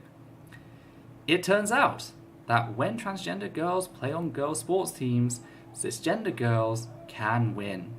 In fact, the vast majority of female athletes are cisgender, as are the vast majority of winners. There is no epidemic of transgender girls dominating female sports." End quote. They also added, a quote, "An estimated 10% of women have polycystic ovarian syndrome, which results in elevated testosterone levels. They are not banned from female sports. Transgender girls on puberty blockers, on the other hand, have negligible testosterone levels, yet these state bills would force them to play with the boys." End quote. On top of this, quote, and this is the last one in this section, quote, "Katrina Kokansis, a senior visiting fellow and expert on testosterone and bioethics at Yale. I'm sorry, let me just restart that again. Quote, "Katrina Kokansis, a senior visiting fellow and expert on testosterone and bioethics at Yale University, explains, quote, studies of testosterone levels in athletes do not show any clear, consistent relationship between testosterone and athletic performance. Sometimes testosterone is associated with better performance, but other studies show weak links or no links. And yet, others show testosterone is associated with worse performance." End quote, end quote. So again, the article goes through some of the common arguments, points out it's all bullshit. Cis girls are still winning against trans athletes. Many cis women have higher levels of testosterone, but we don't ban them, so why are we punishing trans girls for the same? On top of this, the whole idea that testosterone is this wonder drug is pseudoscience. And you might go, well, Ethel, what about all the people that are like involved in doping and like taking extra testosterone and all this? And it's like, these are the same people who buy Brain Force because they think it makes them smarter. Just because a lot of people hold a pseudoscientific belief does not suddenly make it valid. It really is amazing to see how supposed skeptics fall for this time and time again. Oh, well, I was given this really poor general understanding as a child, and science never changes, it never advances, it never learns more, so I must be right. And it just all falls apart. This is why back in 2019, Stephen Woodford, he went for hemoglobin, stating that hemoglobin doesn't change when the person goes on HRT. Hemoglobin changes when someone goes on HRT. Oh, well, it's I think it's muscle mass next. The range for muscle mass is, for a trans woman is much larger than that for cis women. It's actually, the upper range is about the same. There's a few anomalies, which there will be anomalies in cis women. This is a relatively small sample, but in general, the range is peaked off about the same. Lung size, heart size, and twitch muscle type fiber. The 3 studies you linked, none of them even mentioned that. And that's why it's this continuous pseudoscience being propagated. But don't you see, Ethel? The Y chromosome is smaller and therefore lighter than an X chromosome. So the fact that they have one X, but that would make them weaker, Y. Levi. That would make them weaker in like wrestling. You can't do that. But it would make them faster in like track running. Therefore, they have an advantage in all sports. That's another thing. Like different sports deals with different like body types, and like certain sports, you have mixed body types as well, like team sports. I'm gonna say it. I'm calling it now. I will bet 100 actual useless dollars that by the year 2025, they're seriously going to be saying trans women have an advantage because Y chromosomes are lighter, despite the fact that some trans women don't have Y chromosomes. Anyway. Turban also pointed out the role transphobia has on trans people and the opportunities and their abilities, stating that, quote, claiming that transgender girls have an unfair advantage in sports also neglects the fact that these kids have the deck stacked against them in nearly every other way imaginable. They suffer from high rates of bullying, anxiety, depression, all of which make it more difficult for them to train and compete.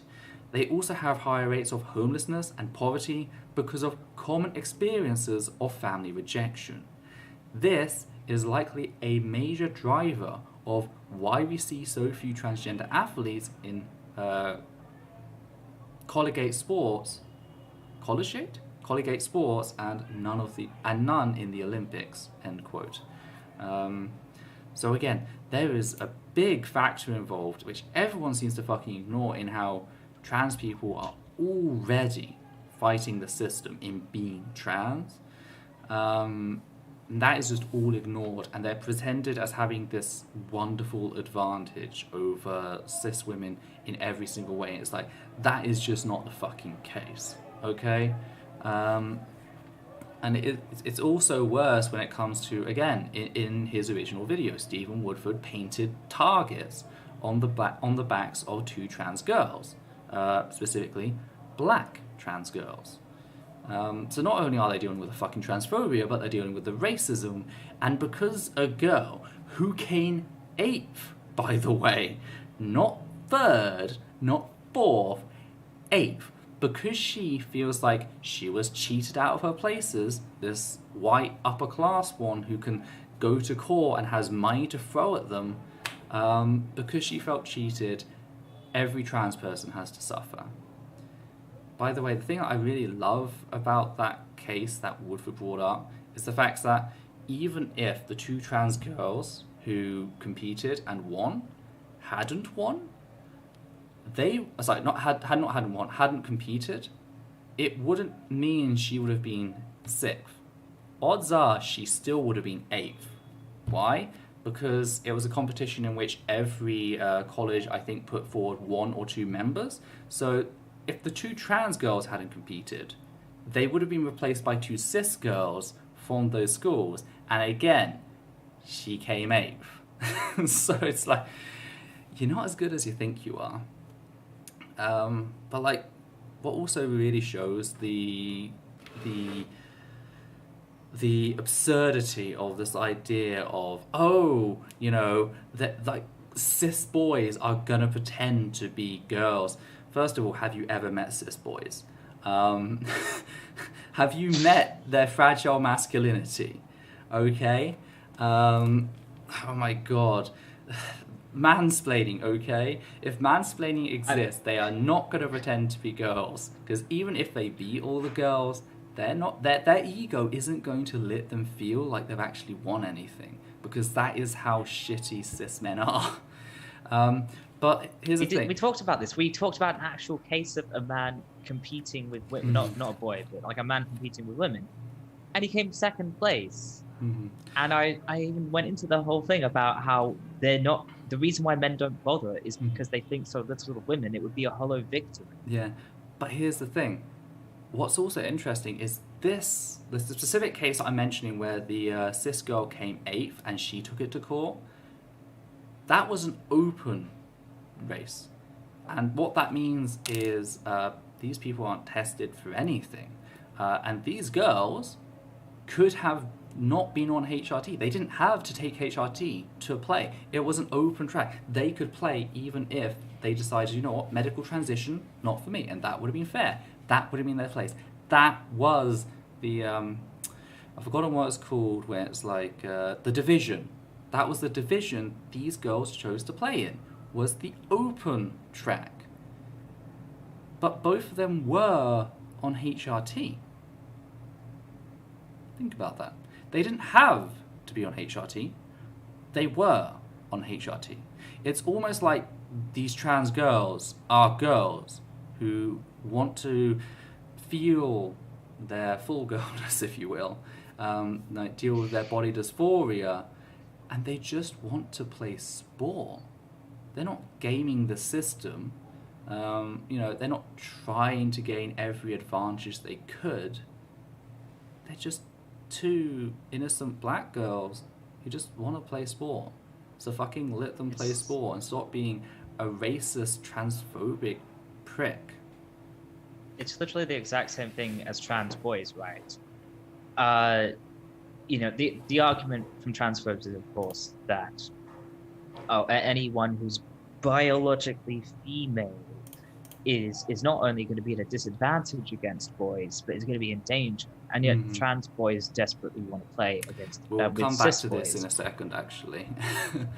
I was just going to say, because it's really uncomfortable being in a group for people who are the wrong gender. It's really comfortable being misgendered and stuff. When I was in school, when I was in school, we used to have one sport class every week, a short one that was mixed, and then a longer one that was segregated.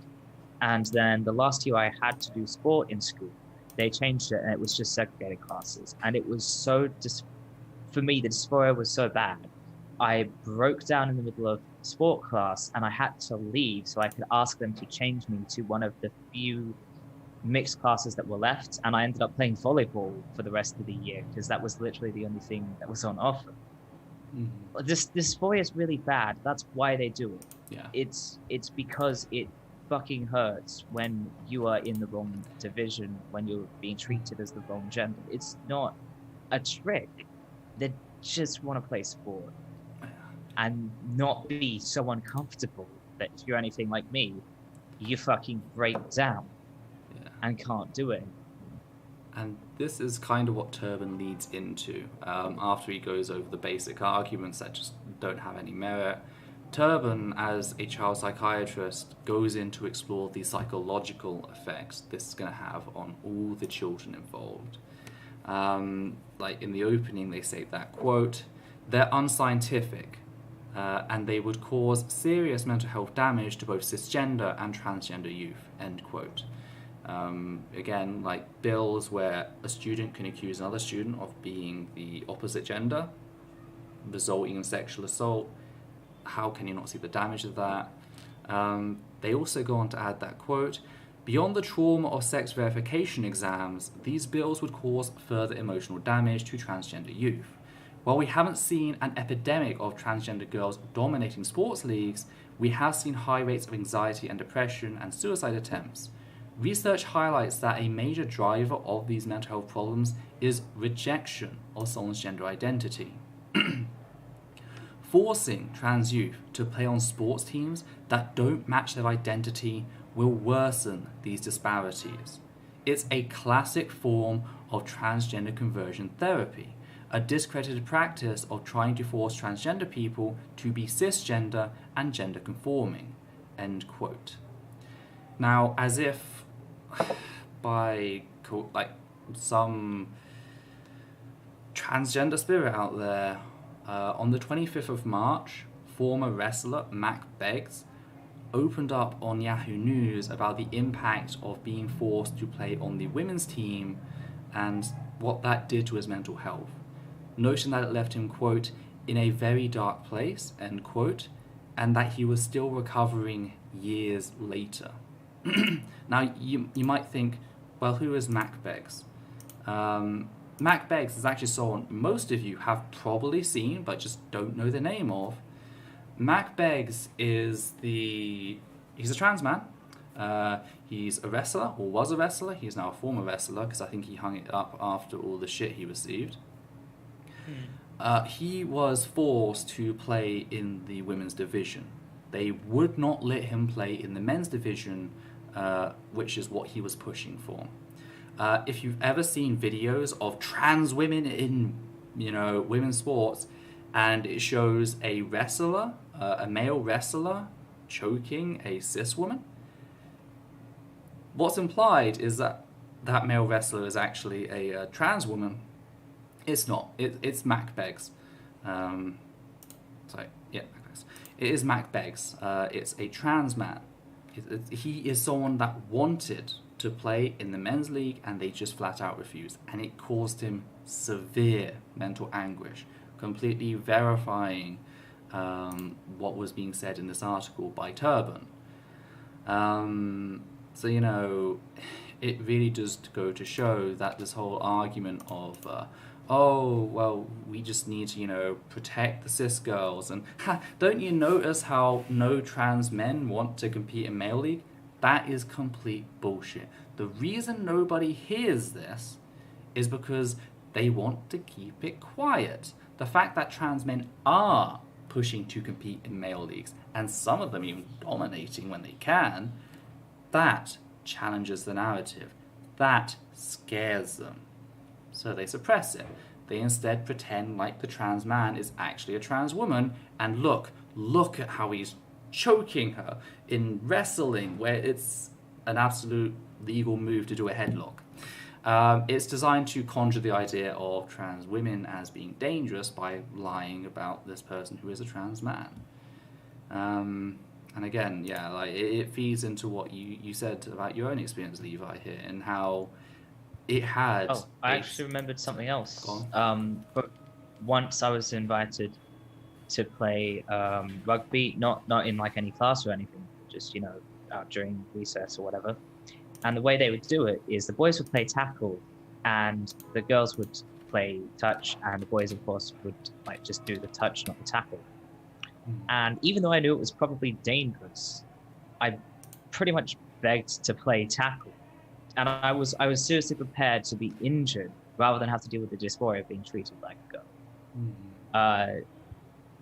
That is the level of dysphoria we're talking about. Yeah. And again, this was of course pre-T as well.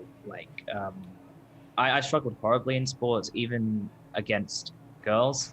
I'm just not athletic naturally, between my foot problems and my lack of stamina and the exercise-induced asthma that for some reason they cannot diagnose but is definitely there. I struggle to even play against girls, but I would rather play against boys and just have no chance in hell than play against girls and barely be able to keep up, because the dysphoria was that bad. I mean, the thing is, we have small people in rugby as well. I know back in my school when we played rugby, there was a couple of really small guys. But the thing is, you'd put them in different places on the field because they have different uses. I was not a big person. I'm tall, but I'm not a big person. But nice. They knew I'm very good at running because I have very fucking long legs. I'm also very good at sudden stopping, which is great when some prick decides to try dive tackle me. I just suddenly stop and they dive tackle the dirt. God, I fucking hate Scott. Just remembered one specific individual who kept trying to dive tackle me, thinking he was fucking American prick, and it's like, nope, we're playing rugby. I'm just gonna stop. I could also do the iron lock very well. I was very determined. Once I got hold of someone, I was not letting go. So. Oh, that feeds back into our discussion earlier. About what? I am lost. Okay, I get it. All the inside You had your jokes. chance to fly away. You had your chance to fly away. Anyway, the last thing Turban added was to discuss what children are actually worried about, because a lot of the fears around trans girls in sports come from the parents. They don't come from the fucking children. The only child I know who's actually fucking upset about this is that brat who came 8th and decided the good sportsmanship was to throw the fucking lawyers at the 2 black trans girls on the team.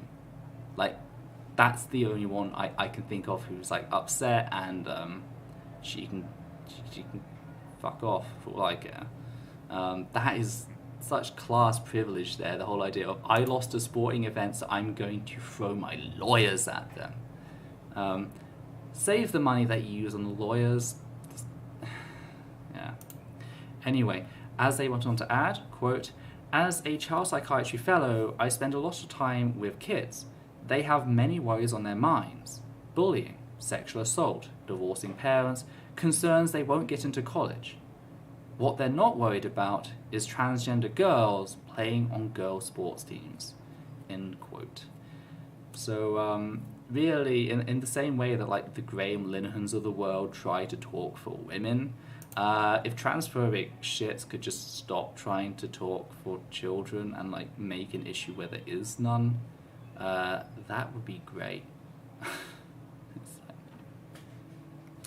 Transphobic chicks are never going to stop trying to talk for children because they are very much of the children are property camp. Yep, in every aspect. Okay, so I do believe... Even if the thing about trans girls having an advantage were true, there were 6 spots and 2 trans girls. There are bigger battles to fight in the world. I mean, in that one particular race, of course, not the specific thing we're talking about now. Yeah. I do just sit back and think about that, and like, even if it were true, the number of times there's even a trans person in the league in the first place is so few and far between. And it was a miracle that there were fucking 2 of them there. Yeah. Anyway, so the next topic is Good Law Project wins first court case on Bell v Tavistock ruling. For those who don't know what I mean by the Bell v Tavistock ruling, that was a ruling towards the end of last year which attacks Gillick competence, which is the ability for a child who understands a medical procedure to a well enough degree that a doctor is convinced that they can consent to consent. Gillick competence was, of course, created famously over contraception use. A conservative Christian woman took a bunch of doctors to court over the facts that they were prescribing birth control to girls, stating that by prescribing them birth control, you are condoning sex with minors. Excuse me. Which the court just went like, no, okay, these children are going to have sex anyway, at least they can have contraception. It also helps with other things as well. So it was established. It was a big feminist principle. If a child can understand or demonstrate an understanding of a procedure to a well enough degree that they can show they clearly understand it, they have the autonomy to consent. Sorry, I just want to be very, very clear about this specifically. Is birth control really helps with things like period pain and heavy flow. It's used to treat PCOS. Some minors need birth control medically, not for anything sexual, but just for their bodies, and it can be really fucking debilitating if they don't get it.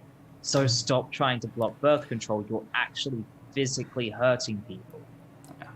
Please. Of course, because it's quite an old case like this became the standard of youth health coverage in the UK. It's Gillick competence. This, of course, meant that if trans people could demonstrate a good enough understanding of the procedures, they could, in theory, consent to puberty blockers and then hormone, HRT and surgery. This got blocked by the court.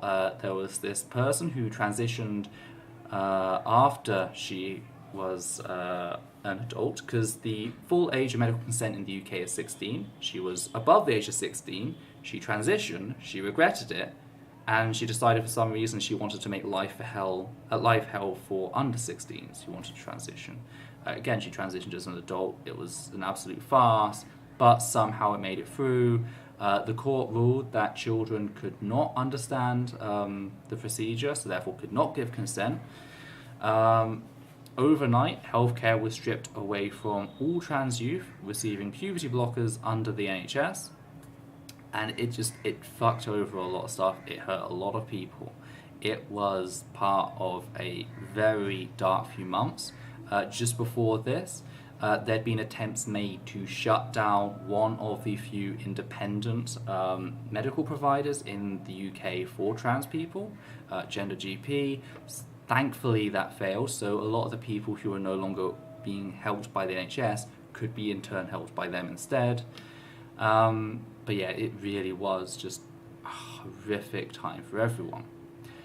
Thankfully, the Good Law Project, which is an organisation that fights on behalf of human rights, took up the mantle. They fundraised a trans defence fund, and they have started taking things to court. Now, this ruling is only a partial ruling. This ruling that they just received means that supportive parents of trans children can consent on the children's behalf. And now you might go, well, wait a second, wasn't the original court case on guilty competence and stopping trans children consenting for themselves, specifically in cases of abusive families? Well, yes, but here's the thing. Tavistock decided to fuck around and set it in their rules that they would not accept consent by parents, which is why everyone under the NHS who was receiving puberty blockers was stripped of it. The court, which included one of the judges behind the original thing, has ruled that actually no, this does not stand. If parents want to consent on behalf of their children for this procedure, i.e. fully reversible puberty blockers, which are completely medically safe, they are free to do so. So at least part of the people who have been affected will hopefully be put back on the blockers, and more people can begin to be seen for treatment. Of course, just because the court ruled this doesn't necessarily mean they're going to. Because the NHS was prepared to strip away these protections with the original Bell case. Within the hour, people were receiving notices that their puberty blockers had been withdrawn, that they would no longer be receiving that service. So the Good Law Project has decided not to play around. They actually went ahead and they have given the NHS 7 days notice to get their shit together and start resuming puberty blocker services for trans youth with supportive parents. If they don't, the Good Law Project will seek lawsuit. It's not the entire case dealt with. There will be another hearing on, I think it is the 23rd of June. There will be another hearing which will hopefully undo the damage done to guilty competence. But for at least now, they have dealt away with Tavistock's bullshit. We will not accept consent from the parents. So at least hopefully that means some trans people will start receiving medication there, which frees up other services for the trans people who sadly can't right now.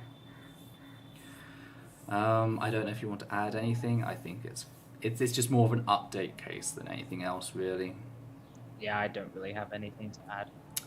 Yeah. Okay, and I do believe I'm just going to do the timestamps because I am a good little fox. Okay, so the next one is, this is just a last minute story that we wanted to do because I saw it and I was like, okay, I did not know about this. I'm an hour away from the show, but it's something that does merit mention, because it's about quite a serious topic, and that is Natalie Wynn of ContraPoints being racist. This story actually goes back to the 20th of March, during which Natalie Wynn went ahead and published a series of tweets listing various phrases and terms, many of which are AAVE, which is African American Vernacular English, I believe? Yes. Yes. With the takeaway here being that these statements are cringe. If you don't know what cringe is, it's a term popularized by fascists, and Natalie Wynn just seems to have adopted it full-heartedly, as she does seemingly every fascist term these days. Anyway, she decided to cast this all out as cringe, which resulted in many black voices speaking out and condemning the racism present. But this is Natalie. So Natalie does what she does best. She frames herself as the victim of cancel culture. So on the 20th of March, which is the same day that she posted these, she went ahead and she stated that, quote, "Realizing the same thing I realize every 6 months, that my relationship to this shitbag hellhole website is masochistic and compulsive, I'm gonna switch back to Instagram for a while. Bye for now," end quote. Following that of quote, "Unless it turns out I'm bad at giving up self-destructive habits, in which case, see you tomorrow," end quote. That last bit there, again, we discussed the fact that Natalie deliberately frames herself amongst the appearance of substance abuse. Not as hey, I'm actually trying to deal with this issue, but I can do whatever I want and you can't hold me responsible because I'm suffering from substance abuse.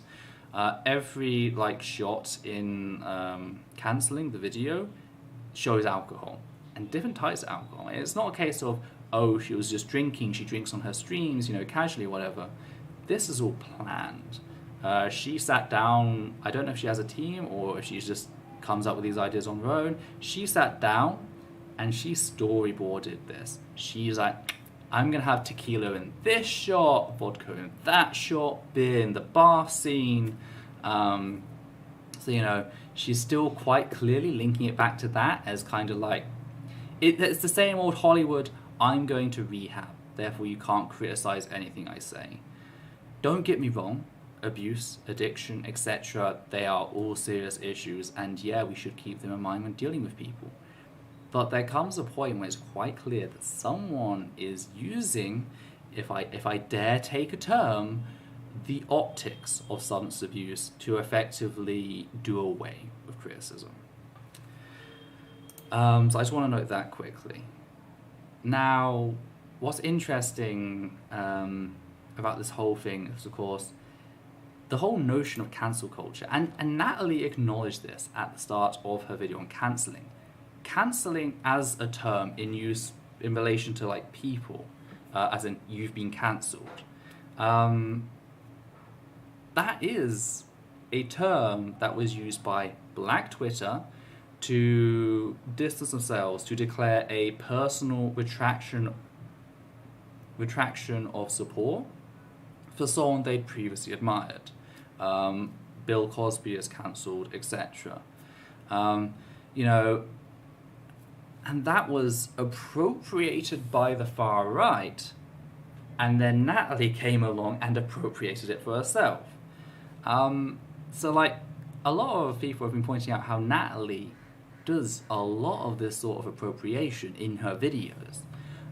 Sometimes she takes terms, she twists them around, because again, cancelling as it originally meant on Black Twitter meant I no longer support you, I'm signalling that, and here is why, okay? I cannot support domestic abuse, rape, etc. That's what cancelling originally was. Fascism took that and turned it into cancel culture, which is the usual thought crime, PC culture, censorship sort of stuff. It appropriated that, and that was an act of violence when it did that. And then Natalie just comes along and she acknowledged the fact that it originated with Black Twitter, she acknowledged, she knows this. She knows the terms she used and where they come from. She steals them, she exploits them, she extorts them, and then she throws them away when she doesn't need them. Because here's the thing.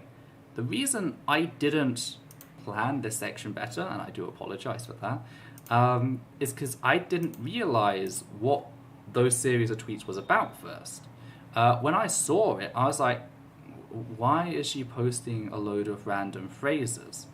And the reason I was really, really confused about it is because 6 of the phrases she puts out are used in a single section of her video cancelling. The expression is, this is a quote from the video, quote, "Yikes, this ain't it, Chief. Friendly reminder that this isn't a good look? Maybe don't try to get trans women killed. Disappointing." Everything besides try to get trans women killed is one of the fucking phrases she put in this thread. And so when I saw that, I was like, oh, okay, like, is she referencing shit she said in videos? And I went about my day, and then only today, I come to find out, actually, no, this was her listing terms that she deems cringe. Of course, in regards to the Buck Angel video, while she's just taken cancelling and appropriated that term wholesale, when it comes to this, she's quite clearly setting it up as a caricature to mock. Because this is someone who is criticizing, like, Buck Angel. For those who don't know, Buck Angel is a MB-phobic domestic abuser who likes to run trans-targeted pyramid schemes. See my video on Natalie for that.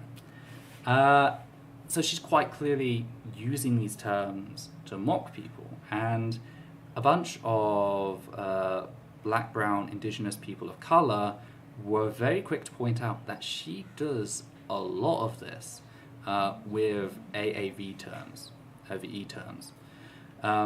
She uses, colloquial expressions, slang, etc. that's associated with marginalized ethnicities and equates it with cringe, which again goes back to the whole fascist ideology of, oh, you can't show this sort of thing.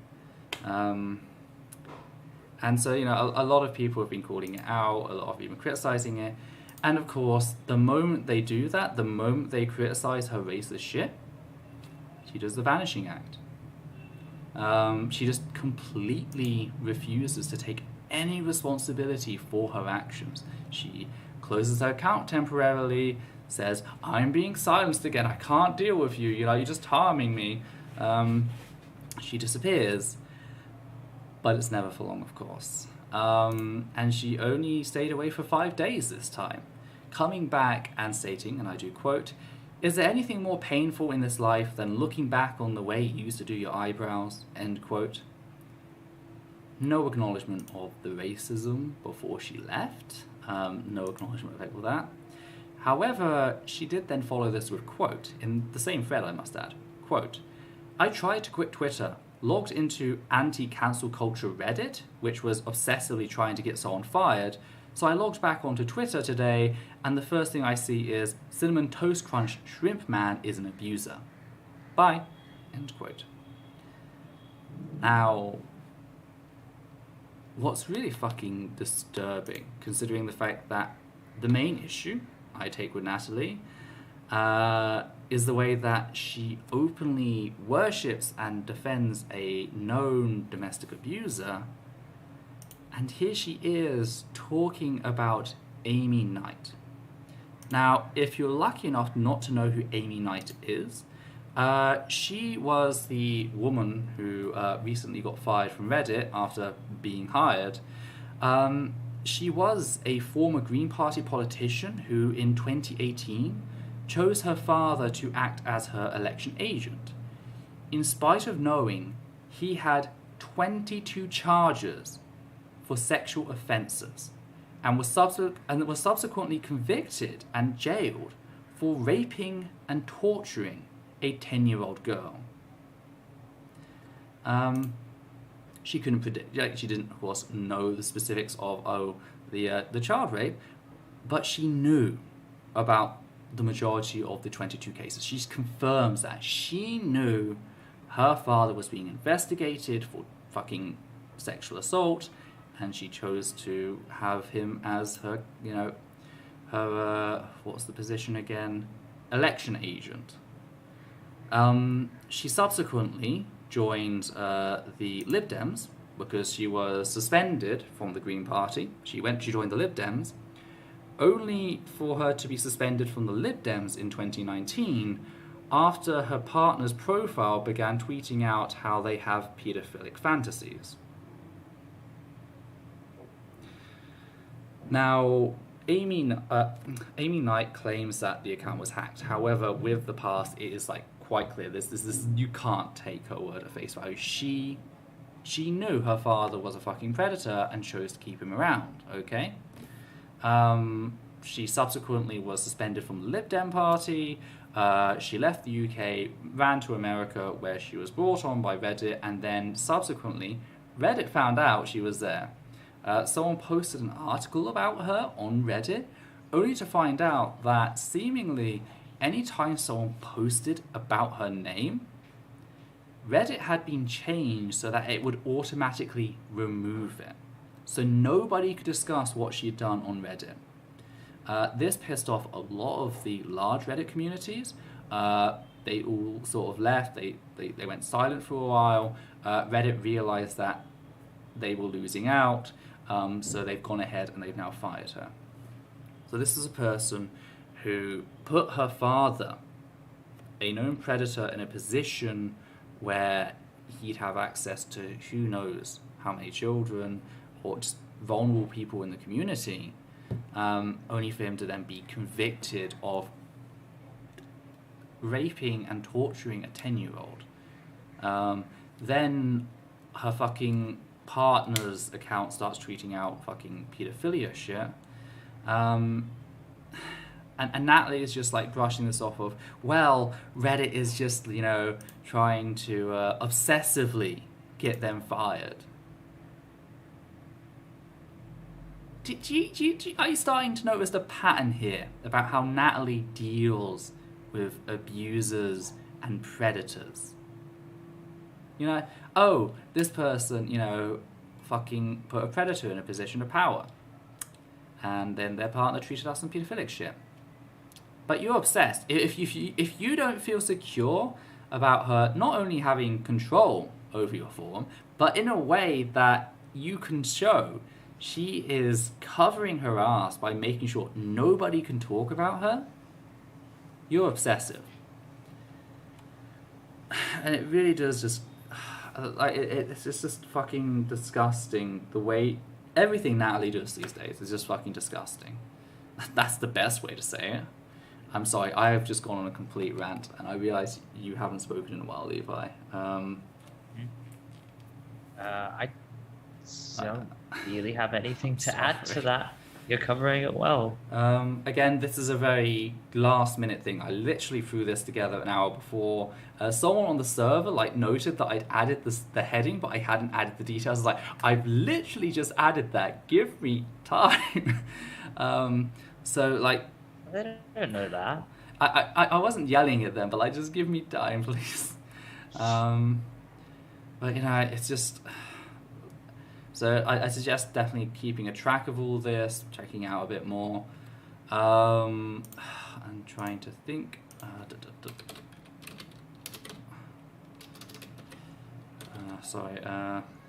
If you want to know more about the racism stuff, I would suggest following the account of the Black Horn, changing the A in black for V.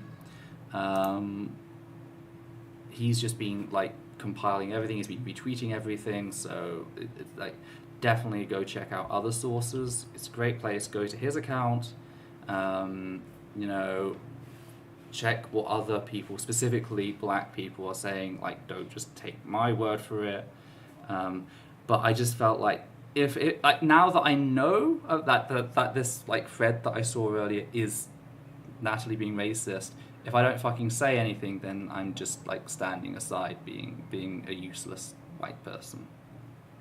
So yeah, I just wanted to like mention this and mention also how she's downplaying, you know, a person who hires a known predator to their like fucking campaign stuff, and like again the whole, if you take issue of like predators and people who cover for predators, you're the obsessive one, which always harps back to, you know, oh well, if you know about Buck Angel's domestic abuse, clearly you're a secret Nazi. Oh god.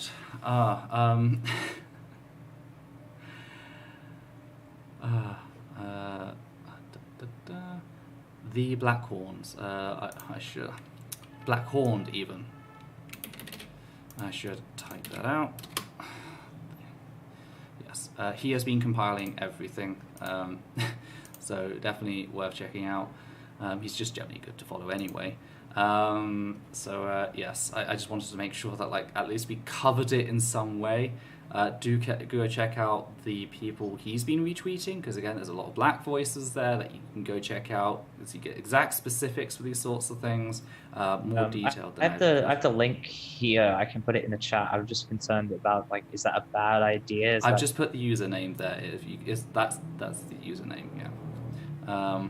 So just leave it at that. So anyway, yes, I believe that is the show part of, like, the news part of the show done. I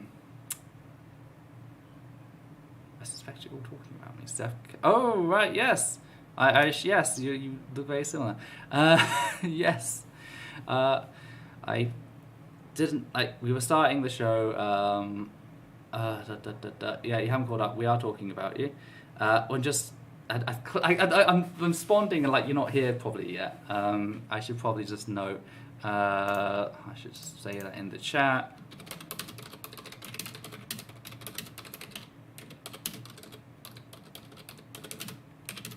Of stuff on That's Racism.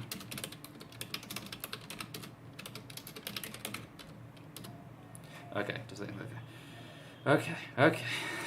Everything's caught up. So yes, that just kind of leaves us the discussion part of this video, which, reminder, is voted upon by you lot. People are probably thinking, what, this is voted on? No, we asked if you wanted a section that covered the previous video, and the people voted yes. You wanted a section which covered basically post-mortem streams, except shorter and not via transphobe. Yeah. So of course the last video I put out was Xanderhal still abuses victims of domestic violence for profit. For those that don't know, Xanderhal is a dirtbag leftist. They are an incredibly shitty person. They're incredibly ableist. Myself and Levi called him out over this. He is a cis person who makes it his business to insert himself into all of the trans discourse. So, you know, he's a really fucking big nuisance. We criticised his ableism, his transphobia, and his response to that was to drag out the facts that I am a survivor of domestic violence as a child, and to argue that that must mean I am an abuser by default, on account of the cycle of violence, which he misnamed the cycle of abuse, which is a completely different cycle in domestic violence. But anyway, so yeah, some pretty disgusting shit. You can find it on the channel. It is quite horrific to watch. I decided to recreate the video because we actually found more evidence, this time presented by Riley Grace Rashong, who acted as if he changed his position when all he did was just double down on the fucking position. I also decided I wanted... Did you know if you say something in different words, then that means it's a different position? Yeah, her argument was... That's an argument from the Xanderhal School of Thought, if you don't know what I'm talking about. In my video on Xanderhal, So he got really angry at Ethel for stuff that she said about Contra, basically saying, "How dare you? That's wrong. She didn't say that. She said this other thing, which Yes. means the exact same thing. It's just different words." He also took great offense at the fact that I mentioned I stopped watching at this point originally before I decided to make a video. I, of course, watched the whole video since. He took that to mean I stopped watching her video here and I just didn't watch anymore. That wasn't the case. But the thing is, his entire shtick is blind watching a video and responding live. And he very often, he doesn't even fucking make it past the intro, by the way. So apparently we will have to like do full-on research of people he likes, but he can just like start watching the first 2 minutes, get angry and decide to go on a rant before deciding he's not going to do it anymore. He's also very good at mishearing things to be slightly more convenient. When I didn't initially watch his response to us because I was really timid at the time. Like I was new to all this and thinking, oh no, I'm going to get in huge trouble. He's going to make me look silly. At one point, I say, you don't have to bring up someone's past to criticize their behavior. And he misheard that as you can't bring up someone's past to criticize them. And it's like, no, you can do it. Like it's not impossible. You just shouldn't. So he's very good at completely missing the point when the argument isn't convenient to him. But yeah, and just mishearing things just a little bit. And I wanted to show this new evidence to show that he hadn't changed, because at the end of his first stream, he kind of like realized that his audience wasn't having any of his shit, and he's kind of like, oh, I misspoke. How, he didn't really explain, but he kind of like did that. But then it turned out in this Riley stream, which Riley gave him another opportunity to speak, he said the exact same thing. Even worse in many ways, because he was far more concise about it. Like this is clearly, he's had some thinking about it. And he thinks it's okay, and it's not. It's not okay to exploit a survivor of domestic abuse's history as a survivor to effectively, demonize a trans person who's just criticizing you. And I wasn't the only one. I wasn't the only one he'd done this to, by the way. I was the second person he'd done this to. Sadly, the person he'd done it to previously, he's not quite...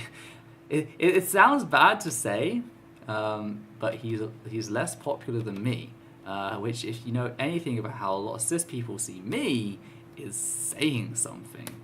So he was not treated charitably in that regard. Thankfully, when it came to me, even other people were still like, hey, this is not okay, and kept telling him to stop doing armchair psychology.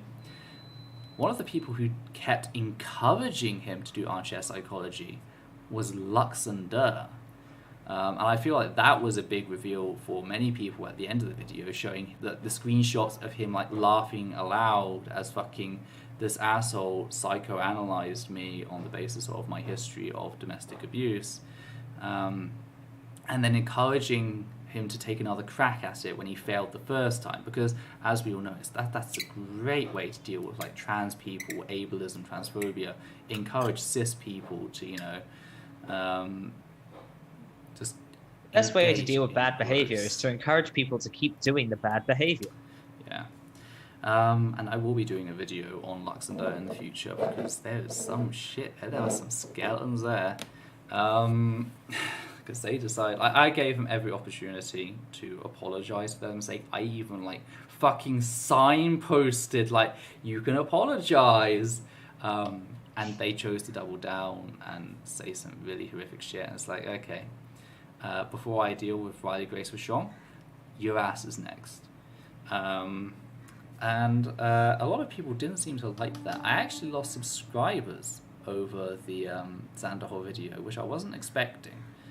I don't think it was over the Xanderhal, but when it comes to like Xanderhal, I can see why a few people still like them. Xanderhal cultivated a very palatable image of themselves. They're very happy to be the pick-me of the non-binary people. They were there criticizing Natalie when she first fucked up, but the moment Natalie went ahead and patted Luxembourg on the head and went, good non-binary. They completely switched sides. You know, it was like fucking playing Age of Empires, Rise of Kings. You know, fucking priest, wooloo, change sides immediately. That's a nerd reference that everyone's gonna get. You know, and they just flip sides. Alexander really changed sides though. Like they sided with Woodford's crew during 2019. They didn't. From what I've seen, they didn't. They were still like I only seen that stuff post the fallout. So you know. Right. Yeah, I remember they were still associating with Jimmy, and then I don't think they went mask off until Contra. Yeah. So anyway, like we came to clashing over like Contra and the cancelling video because like she's defending a domestic abuser. Why do you think because you've been patted on the head suddenly everything's great? And I just block. So I can't fucking deal with this. I'll block. I'll come back. I'll deal with you when I have the fucking energy to deal with you. Never got the chance because the Xanderhal stream went ahead and I saw them encouraging Xanderhal to fucking abuse me. And like, yeah, there's a lot of stuff I've got to cover in the next video, and it will take a while because I've got a few other stops to make. Currently got a video nearly done on Lily Orchard, but yeah. Oh god, I'm sorry. I'm kind of ashamed to admit it's only now that I did the proper editor thing of just focusing on the ideas to begin with and then going on to the minutiae. I've been doing this for months. It should not have taken this long. I'm bad at my job. So yes, I'll come back to Luxembourg later. I don't want to give too much away. Just a bit of a taste. Though we received some interesting comments for our work. One of which, since you brought up Jimmy earlier, was the quote, "Please, not you coming for people making multiple videos on Girl Defined when this is like the 100th time you brought this situation up." Excuse me, end quote. For those that don't know, back in 2019, when I replied to Rachel Oates twice in like midsummer, well actually early summer, I replied to Rachel Oates twice in early summer, I mean 2 tweets on Twitter early summer, mentioned her once in a video in passing, and that was like, this person is just disingenuous. But early summer, you mean like November, December? And then, When you say early summer, you mean like November or? No, early. Oh, right. No, sorry, yeah. See, this is why. Just stop. Okay. Early summer, I replied to 2 of her tweets. I then blocked her, mentioned her once in a video. She and everyone else tried to get me in like a fucking arena fight match whilst I was playing an all-nighter D&D session. If you've seen the image of me, Adita, and our now flatmate Anurag flipping the birdie, that was because like Holy Kool-Aid was trying to get me into this fucking ring match with her. I said no, fuck off. We received a $10 donation from Caden Pat. Keep up the good work. Thank you. We shall. And thank you for your donation. It is really helpful. They tried to get us into like a fucking arena match. I was like, no, I want to concentrate on Woodford and like the others that have been doing this shit. And I did. I concentrated on Woodford, on Holy Kool-Aid, because he did the whole coup at the ACA. Of course, I had my video already out on Holy Kool-Aid and how he lied, saying that I started a riot at the Faith Forum. I kept the focus on those fuckers. Over the next 3 months, she continued to pump out videos on me. Like, at the end of August, she went on a full 27-minute rant about me in a stream. 3 days later, she said the same thing as in that stream, but just like much more condensed in her video on "You Don't Want to Date These Girls, Abusive Girlfriends," relating my experience to them somehow. Because in my video about the coup at the atheist community of Austin, I mentioned the facts, like Holy Kool-Aid also tried to excuse a self-declared transphobe constantly stalking me, abusing me, and harassing me, saying that this particular transphobe is well known for throwing money at people. So, you know, like, it's not harassment, it's a job interview. I was like, okay, first of all, two things. It's not part of my job description to be abused, so fuck off with that. That was me talking personally. I then said, you are lucky that, you know, self-harm, suicide, they're not on my mind. You're lucky that I am not a person generally affected by these things. You did not know any of this. You targeted a trans person who belongs to a community that does have these issues. And if you keep doing that, you will eventually target someone who lacks the security I do. That was me talking for other people. It's not my job to be abused, was me. This is me talking about other people. You target other people who lack my privilege when it comes to mental health. In that regard, you will target someone and you will kill them. She took that to be, if you target me, I'm going to kill myself. Okay, that's not what I said. She kept on going after this. She kept saying that I was using self-harm and suicide as a defense against criticism. And again, she did this. And a week after she did this, I noticed someone responding to something on Stephen Woodford, someone that I followed. So I checked who it is. I saw, oh, you've got this person blocked. I was like, okay, let's check who they're responding to, what they're responding to. It was Rachel Oates lying about Stephen Woodford again. I saw red. I unblocked her, replied twice more, got mobbed by her audience, decided that was a bad idea, block again. As part of that, I told one of her really sycophantic fans, a white South African, I forget her name. I told her to leave Stephen Woodford's church Transphobia. I worded it in a very poor way that could be taken another way. I apologise for that to various people, and generally acknowledged that I should have thought more about what I said, even though I didn't know that was a colloquial saying. It's almost like I have a neurodivergence, which gives me difficulty with certain social sayings. Anyway, so move forward, and she starts calling on her fans to circumvent my block of her to harass me. And it's just... I clapped back. She goes ahead and she goes, oh, you know, there's this terrible, terrible thing. I have been stalked by Ethel. I have been scared, terrified of them. I self-harm because of Ethel. All of this stuff out of nowhere. Again, I replied to 2 of her tweets in September. After months of continued harassment, including a video the week before, equating me with an abusive girlfriend using self-harm as a means of controlling their partner, and a 27-minute rant of the same topic. 3 days before that, she lied, saying that she'd left me alone for 3 months. That wasn't true. That's just a flat-out lie. But sadly, upper-class white girl, all the sympathy in the world for her. And one of the people who came out oh, this is terrible, who had said nothing about Stephen Woodford painting targets on the backs of 2 black trans girls, suddenly had all the time to talk about how Rachel Oates was apparently the biggest victim in the world. It's going on about how I was obsessively harassing her. Again, I'd had her blocked for 3 months. I only replied to 2 of her tweets, and then clapped back after she publicly told her fans, acknowledging that I had her blocked, to harass me. Anyway, what I pointed out in my response, going over the whole situation, because we had to get the police involved, because there was a possibility that if she did that, I might be the receiving end of police violence, so let's cut them off before that.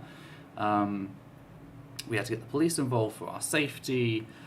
We also had several credible threats made against us that we had to have them look into. We lost a lot of our income at a time we just moved, so we were already in debt to certain people. It was just a real shit show. Anyway, eventually I put together a video, general video about what had happened, and I start with an example of someone, a secularist who responds to the same girl over, let's say, 38 videos. And I was showing the screenshot of Jimmy Snow, Dear Mr. Atheist, like having 38 fucking videos on Girl Defined. Because apparently 2 tweets replying to Rachel Oates and then clapping back when she calls on her fans to harass me, that is abusive stalking. That's harassment. But 38 videos on the same woman, that's fine. So that's what this is sort of a reference to, and it doesn't even work because this is the second video. What I got? I'm not sure if you're going to steal my idea. I'm going to be petty this time. I was looking for the document and I saw that and I just burst out laughing, just like, oh my god, this is the argument. Because here's the thing: not only that whoever did this comment doesn't understand, but also people like Telltale doesn't understand. Like, Girl Defined have never responded to Jimmy Snow. They've never hurt him directly. They've never done anything to him personally. Yeah. Okay, responding to someone who has hurt you is not the same as picking a random person and saying, I'm going to make 30 videos on this random person who has nothing to do with it. Mm-hmm. They're not the same thing. Yeah. It's not stalking to respond to someone who has said things about you. Mm-hmm. Yeah. And it's also the fact that this is my second video, and the reason I'm revisiting it is, as mentioned, there was new evidence. I also wanted to center how this impacted me more, because in the first video I had to play that down because I was coming out of what happened in 2019. I knew that if I tried centering my own feelings, that would be used as a reason to dismiss me. I also wanted an on-screen presence. Again, back at the start of 2020, at the end of 2019, I was suffering a lot of psychological damage from the previous year. I was not on screen. I did not feel up to it, especially on the topic of someone exploiting my domestic abuse. Sadly, that does create a sort of empathy. I'm being blasted by mosquitoes. I don't know if you can see them on the camera. I am being blasted by mosquitoes. But there's sort of an empathy block. You're apparently very tasty. I am very tasty. They just ignore my wife and just come straight to me. But anyway, like, there's a bit of an empathy block there with just using like a puppet. So like, I wanted to be on camera as well. I wanted people to see I am a real person who is impacted by this sort of shit. So there was a real reason to do this. Outside of that, the only time I've actually really mentioned it in any sort of like show or whatever, I think I mentioned it once before in a show. And of course this will be the second time because we're discussing the video. And that was for context in discussing Riley and Riley's actions with Xanderhal's in relation to the Calvin Gara situation. Oh, excuse me.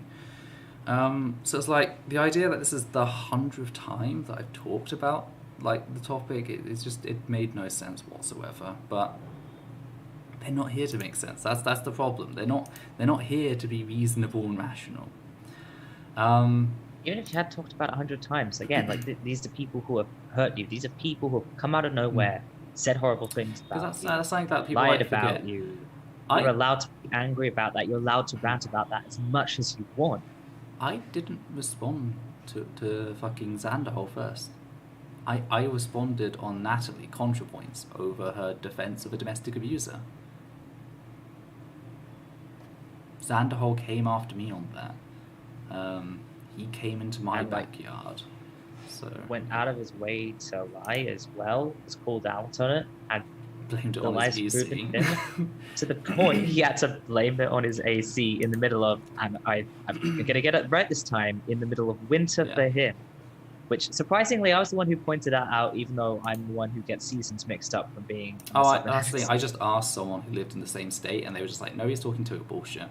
It was not hot that day. But yeah, I just wanted to like point that out, because it's amazing how this sort of revisionist rhetoric comes along. You talked about them 100 times. No, I haven't. My channel, I'm not fucking Thunderfoot. This is not that's the original one that I remember, fucking Thunderfoot. Or who's the one who always goes after Miss Marvel? Is that Quartering that goes after Miss Marvel? I have no idea. But I'm sorry, I'm not one of these. I don't tend to keep up with these people weirdos. because I don't hate myself. I'm not one of these obsessive people, you know. If you were, I would have left by now because just out of boredom. I did the Xanderhal video, the updated Xanderhal video, because there was a reason to do an updated Xanderhal video. Several reasons, actually. Of course, being Xanderhal... Also getting checked by the... the other reason to do a new Xanderhal video is that it can be checked by the bird. Being Xanderhal, who is a former alt-writer, I naturally felt like I was propelled back to the days of Gamergate in some of the comments I received, namely the following two. Quote, "Shut the fuck up, feminist weirdo. Laugh my ass off. What a warrior for justice, am I right? More like injustice warrior." End quote. And quote, "Wow, you are like a walking right-wing caricature of the left. If these particular Twitter comments cause you so much distress that you need to discuss it with your therapist, you probably need to offline for a while. Go outside for a walk or something." End quote. And it's like, there is no difference in like the rhetoric used by Xanderhal fans and the dirtbag left and the classical liberal. Who here remembers the classical liberal? It's the same shit. The dirtbag left is just the fucking new version of the classical liberal. I hate you for reminding me that Carl of Swindon exists. Carl of Swindon. That famous Sargon of a card cosplayer. Oh shit, that video isn't out yet. Wait, have I done that video? Is that video? I'm trying to remember like which video I mentioned him as a fucking Sargon of a card cosplay. I can't remember if it's the one that I'm recording here, or if it's another one that I'm planning it. But yeah. And it's just... I can't remember anything about that. So. Okay, there's a video somewhere on my fucking account that has Carla Swindon, the famous Sargon of a card cosplayer. Okay, this is a really petty point, but I find it funny how one of those comments is telling you to go for a walk outside when you do that every fucking day. Yeah, that's the thing. That's actually how I think. I'm lucky. Well, part of the time. I'm not lucky right now because I'm on the top fucking floor, so all the heat, I can't have the AC on. It rattles, it is too noisy. I can't have the fan on because this shit will blow in the wind. I am currently cooking. Like a little crab in a shell. I am currently cooking, but thankfully, one glorious thing about being on the top floor in India is we don't have snow, and since we don't have snow, we don't have sloped roofs, and if you live in a fucking place like India, it's free land. So we have a terrace up there.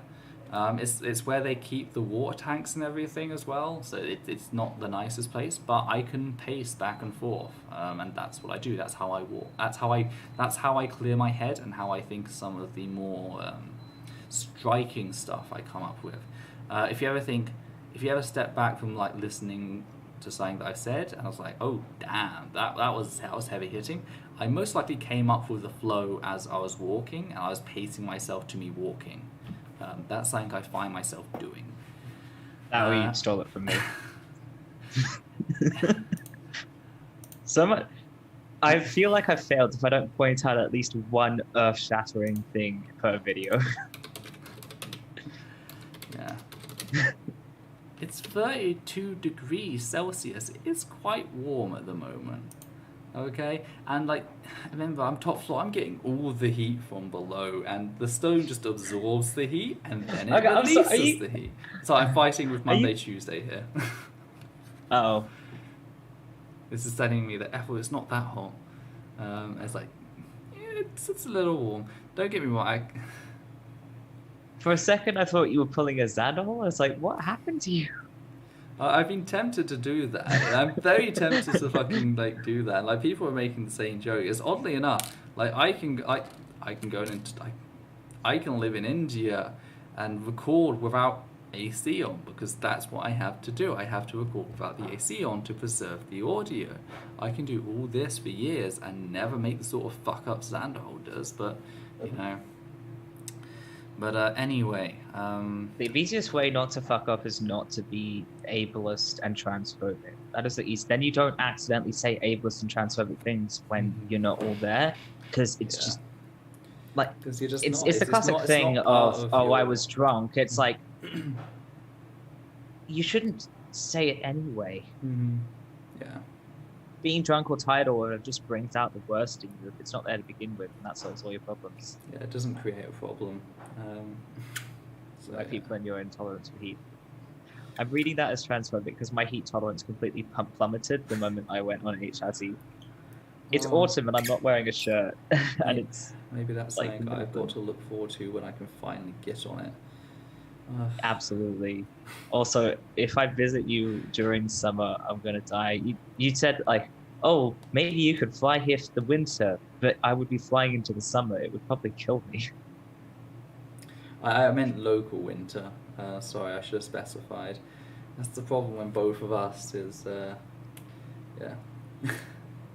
This is the actual reason. But I thought the point was for me to escape my winter because I hate winter. Of course, yeah. If you want to come here for the summer, you're welcome to come for the summer. It's like, do I suffer or do I die? None of those are good options. Yeah, I mean, we only have one AC in the house. Like, yeah, it's in the front room. So literally, in the summertime, Aditya and I move into the front room. Thankfully, Anurag's room is like just off the hallway, and like the AC, it shouldn't really be doing that larger space, but like it can bring it down to where we're comfortable with that space without being too overworked. So yeah, it's a sad fact when you have a very limited budget for doing stuff like AC in like killing temperatures. Yeah, if Aditya gets a new job though, she's looking to get a new job and she's really hopeful. If she does, you know, we'll probably end up looking at getting another AC so we can at least have a bedroom during the summer.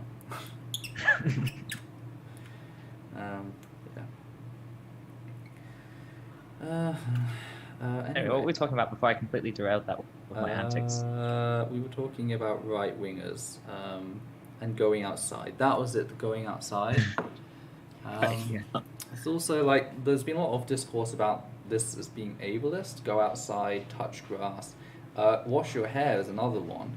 I don't know why I got wash your hair, considering I don't wash my hair every single day. I have a wash every day. I do not wash my hair every single day. But I damn well make sure I wash my hair the day before I do a recording. Like, I find it very interesting you were told to wash your hair, considering at every moment you look like you just stepped out of a Pantene commercial. I know. That's not just my words, that's a meme among some of my friends. Like, this thing is, like, this drives Aditya mad. Because look at the shininess and the shimmeriness, and you won't be able to see it for a while, Levi, but everyone else, look at the shininess and shimmeriness. This, no treatment, no nothing.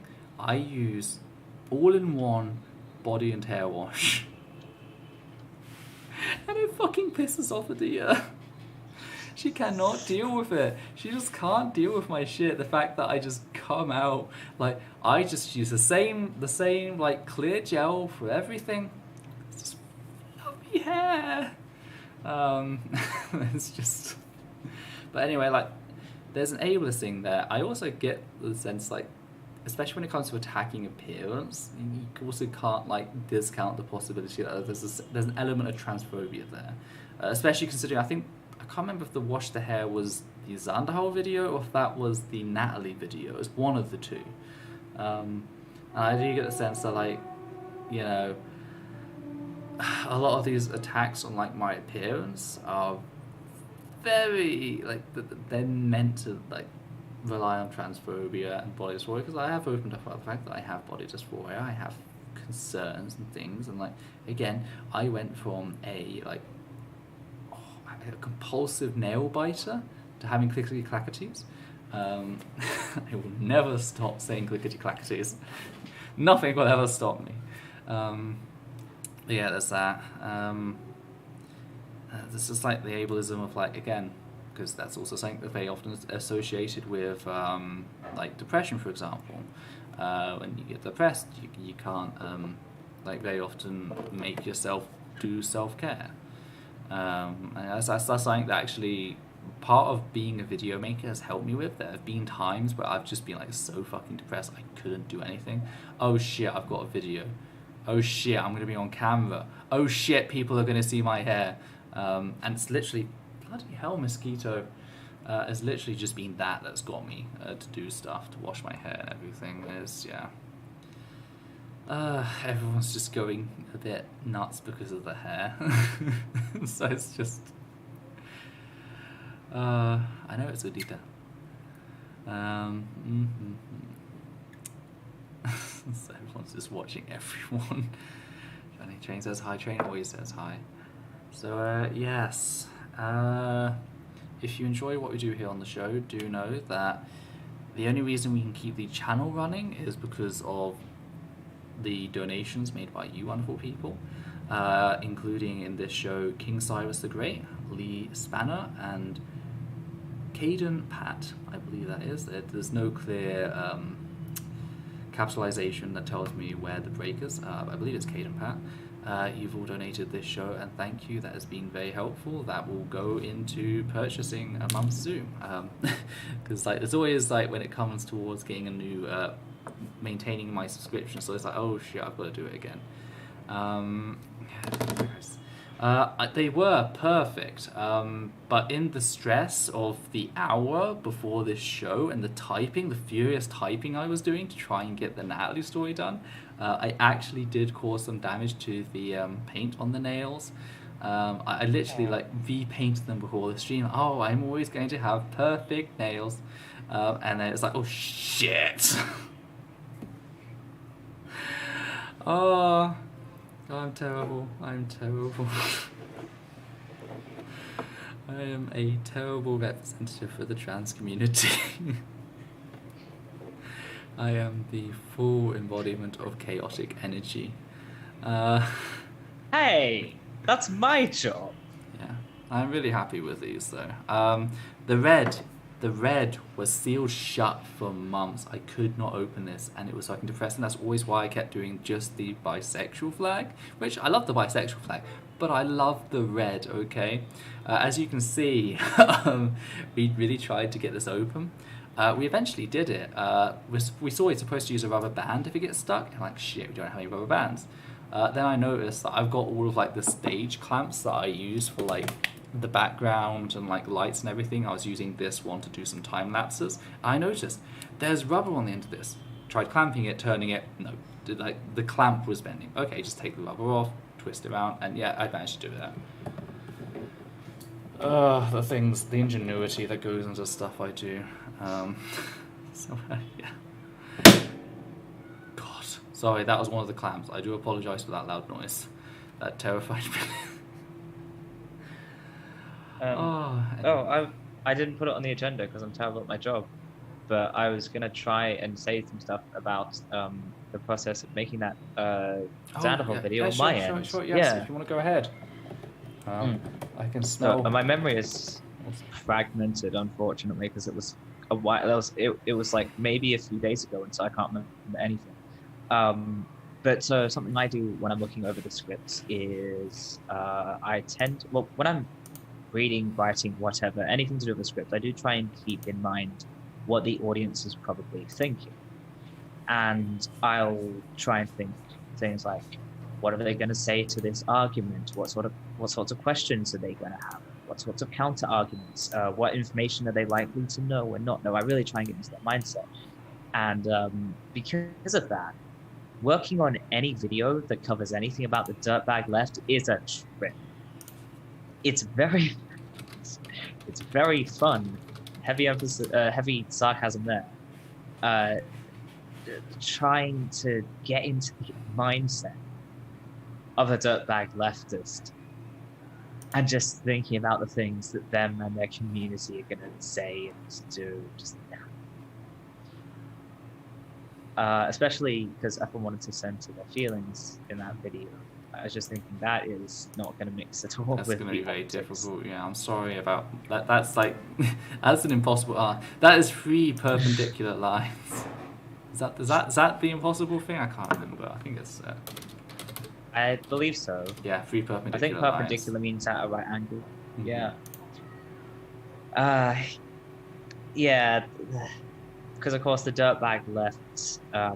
They try and present themselves as like these free thinkers, and that you're not sensitive at all, and uh, they thrive on shame, and they thrive on this idea of cringe. And so there's this intense pressure to conform and to like do the optics really well and follow the party lines, and you're not ever allowed to have any sort of novel idea. Just Levi needs a bird bath after being in the dirtbag space. I do. I really do. I'm really sorry for you that. It's 7 perpendicular lines, by the way. That's the impossible task, not 3. 3 is just a fucking basic like display of 3D stuff. But anyway, sorry. Right. Yeah. Yeah. So I'm not saying anything particularly clever at the moment. I'm trying to remember specifically what I was thinking at the time, because I remember it was a lot. It's a balancing act with what you do. But yeah. Yeah. It's very difficult to try and balance between saying things that aren't going to offend people or scare them off, and also saying things that need to be said, challenging and need to be said. Yeah, thank you. Sorry. Yeah, with the dirtbag left in particular, I knew like if there was too much time spent on the feelings, they'd say, "Oh, you're making this all about your feelings, and you have no arguments." That's the thing. But then, of course, if you spend too much time on the arguments, then they're gonna say, they're gonna turn it into a fucking intellectual exercise. That's one of the difficulties of play. And of course, like certain arguments that they have no respect for in the first place. I'm trying to remember. I really should have read through the script before the show and tried to pick out specific things that would have made me good at my job. Hey, if you don't remember, then it wasn't important. I'll think of something next time we have to cover someone like that. Like the dirtbag left are just completely rubbish. It's something I've been thinking about a lot lately, is how like their whole platform is built on shaming people and degrading people for really innocuous stuff. Yeah.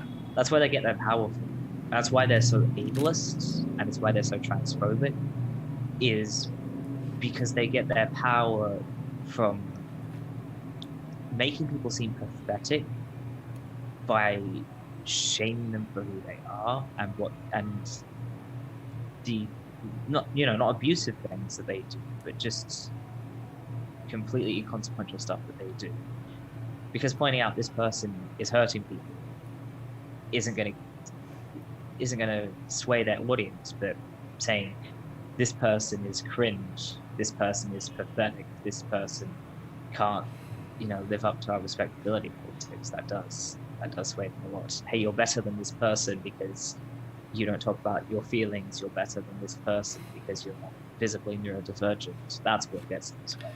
I'd like to apologise on behalf of all half-decent secularists out there, or humanists as you can probably call us, because like a lot of that thought does stem from like the old school takedowns of creationism, and like yeah, okay, it was something that needed to be taken down because it was making headway in states, etc. But there were some people who just thought of it like a game.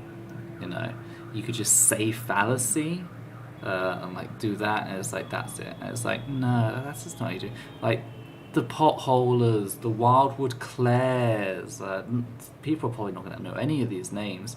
Like, they did actual research, they taught people, they explained things. Like, they were always the great ones. I remember I was responding to a creationist, like, biologist who was a fucking dentist, and I was, like, using studies which, like, talked about how fucking difficult it was to tell between a fossilized shark scale and a raised tooth because they're from the same structure, they are dermadenticles. And that's so fucking interesting. That shit was great. But then you had these wisecracking jackasses who turned up and were just like, hey, fallacy, and that's it. And then later on, we have this jackass who actually creates the fallacy game. Because all he can do is say fallacy. Whenever he actually has to read science, he can't fucking do it.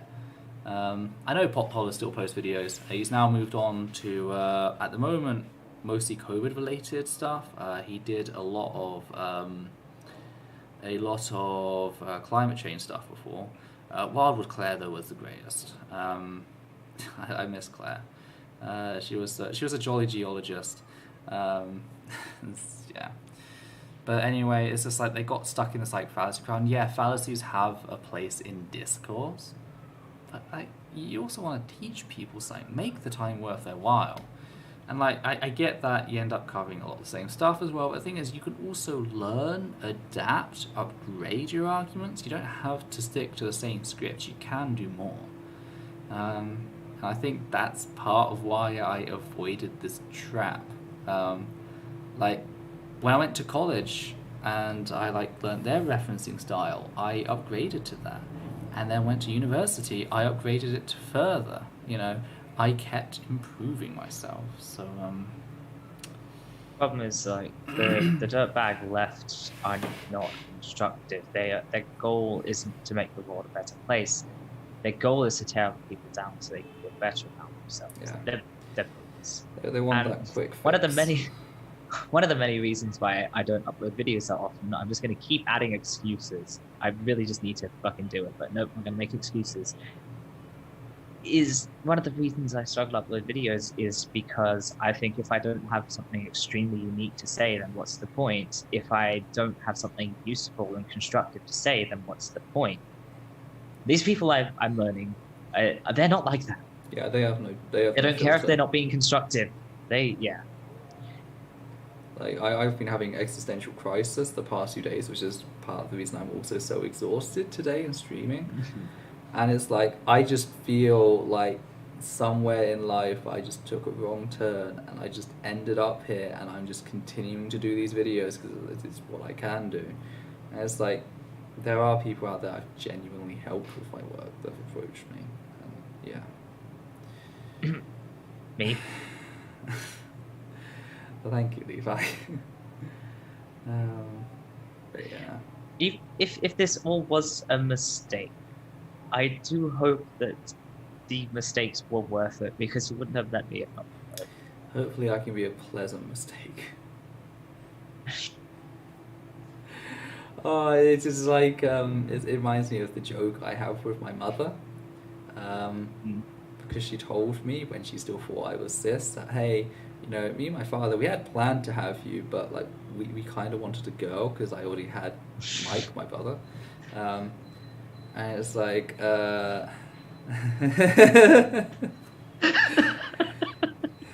sorry your order was a bit delayed. There was a processing error. For my mum, it was kind of the opposite. She'd already had 2 boys, and she really wanted a girl. Thought she got one and was really happy about it. And then 15 years later, it's like, oh shit. Yeah. Anyway, I do think we had... Actually would have probably been aborted if I wasn't quote-unquote a girl, because, yeah, so it was either trans or not around, but not in the way you usually think. So, you know, I actually can't complain about being trans. Anyway, I think we have rambled on long enough. There's one other thing I wanted to say about the dirtbag left. I don't really know where to put this, but it occurred to me recently, and I think it's important, is a common argument they'll make when you call them out on their bigotry is, oh, I have a Discord server. I have this Discord server, and it's full of marginalized people. And something you wouldn't know if you haven't ran your own Discord server, and something I've come to realize in running Essence of Community, is it's really not that impressive saying you have a Discord server that has marginalized people in it. What's impressive, what's the indicator that you're maybe doing something right? Heavy emphasis on the maybe, because I don't believe I could possibly be doing something right. But the indicator that you're going in the right direction is when those marginalized people in your Discord approach you unprompted to tell you that you're doing something right. So the next time you hear a dirtbag leftist try and dismiss your criticism saying, "Oh, I have a Discord server," don't listen to them. Yeah, we'll actually be responding. We'll actually be responding to that later because a certain someone who later decided to rewrite history and claimed that Xanderhal was holding a gun to their head and keeping them in the audience somehow. Was very quick to type F when a certain someone asked trans people in the audience. Type F if you feel I'm trans inclusive. Though I've just got a few people putting in. But anyway, I think we have rambled on long enough. Yeah. Though thank you to people in the chat offering me encouragement to make videos. I'm trying to. Most have just been too tired to even attempt to write scripts. I'm trying to fix that. I'm trying to get a good sleep cycle. Just remember what we said about boundaries at the start. Again, don't use Levi as a messenger pigeon, please. Levi already does so much for the channel, in spite of the fact that we can't currently pay him. So for then people to use him as a way to talk to me, just don't do that. My inbox is open. You can always get me on Twitter. I opened up Twitter. I had to lock it down after 2019, but I've opened it up since we started the show. You can always message me there. If you're in the Discord server, you can always message me there as well.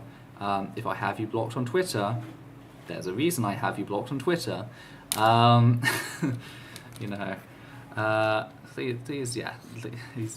He's not a secretary, okay? And anyway, I hope the stream has been informative.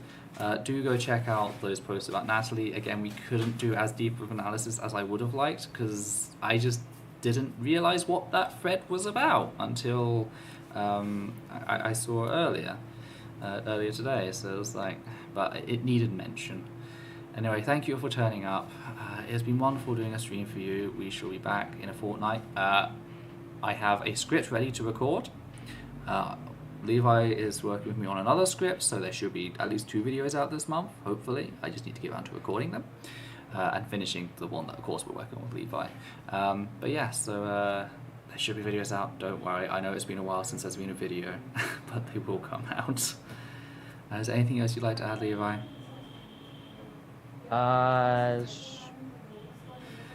Can't think of anything, no, except for, Okay then. Thanks for watching. Thanks for watching. Really appreciate all the support from our community, even though I told you to fuck off and leave me alone at the beginning of the stream. Yeah. I think people I don't think people approach us out of malice or anything. I just think they just don't realise that, hey, there's a lot of stuff. The thing is, in a perfect world, if I had infinite energy, I would be friends with a lot of you, but I don't. I have very little energy, and I've been noticing that for months and months and months. I haven't been checking in with my friends. I've just been talking to whoever messages me. I really don't like that. The people I really care about, who I have not had the energy to check in on, I really need to limit the amount of energy I'm putting into online stuff and focus on them more, and also just focus on my life more. So, yeah. So everyone take care, take your meds, remember to drink some water, have a proper meal, whatever it is. Yes, and we shall see you next fortnight. So thank you all. You can also always come to the Discord, as mentioned. It's in the description. So yeah. And with that said, I will leave the show running for a couple of minutes so you can all say your final goodbyes, and then we shall end. So adios. Bye everyone.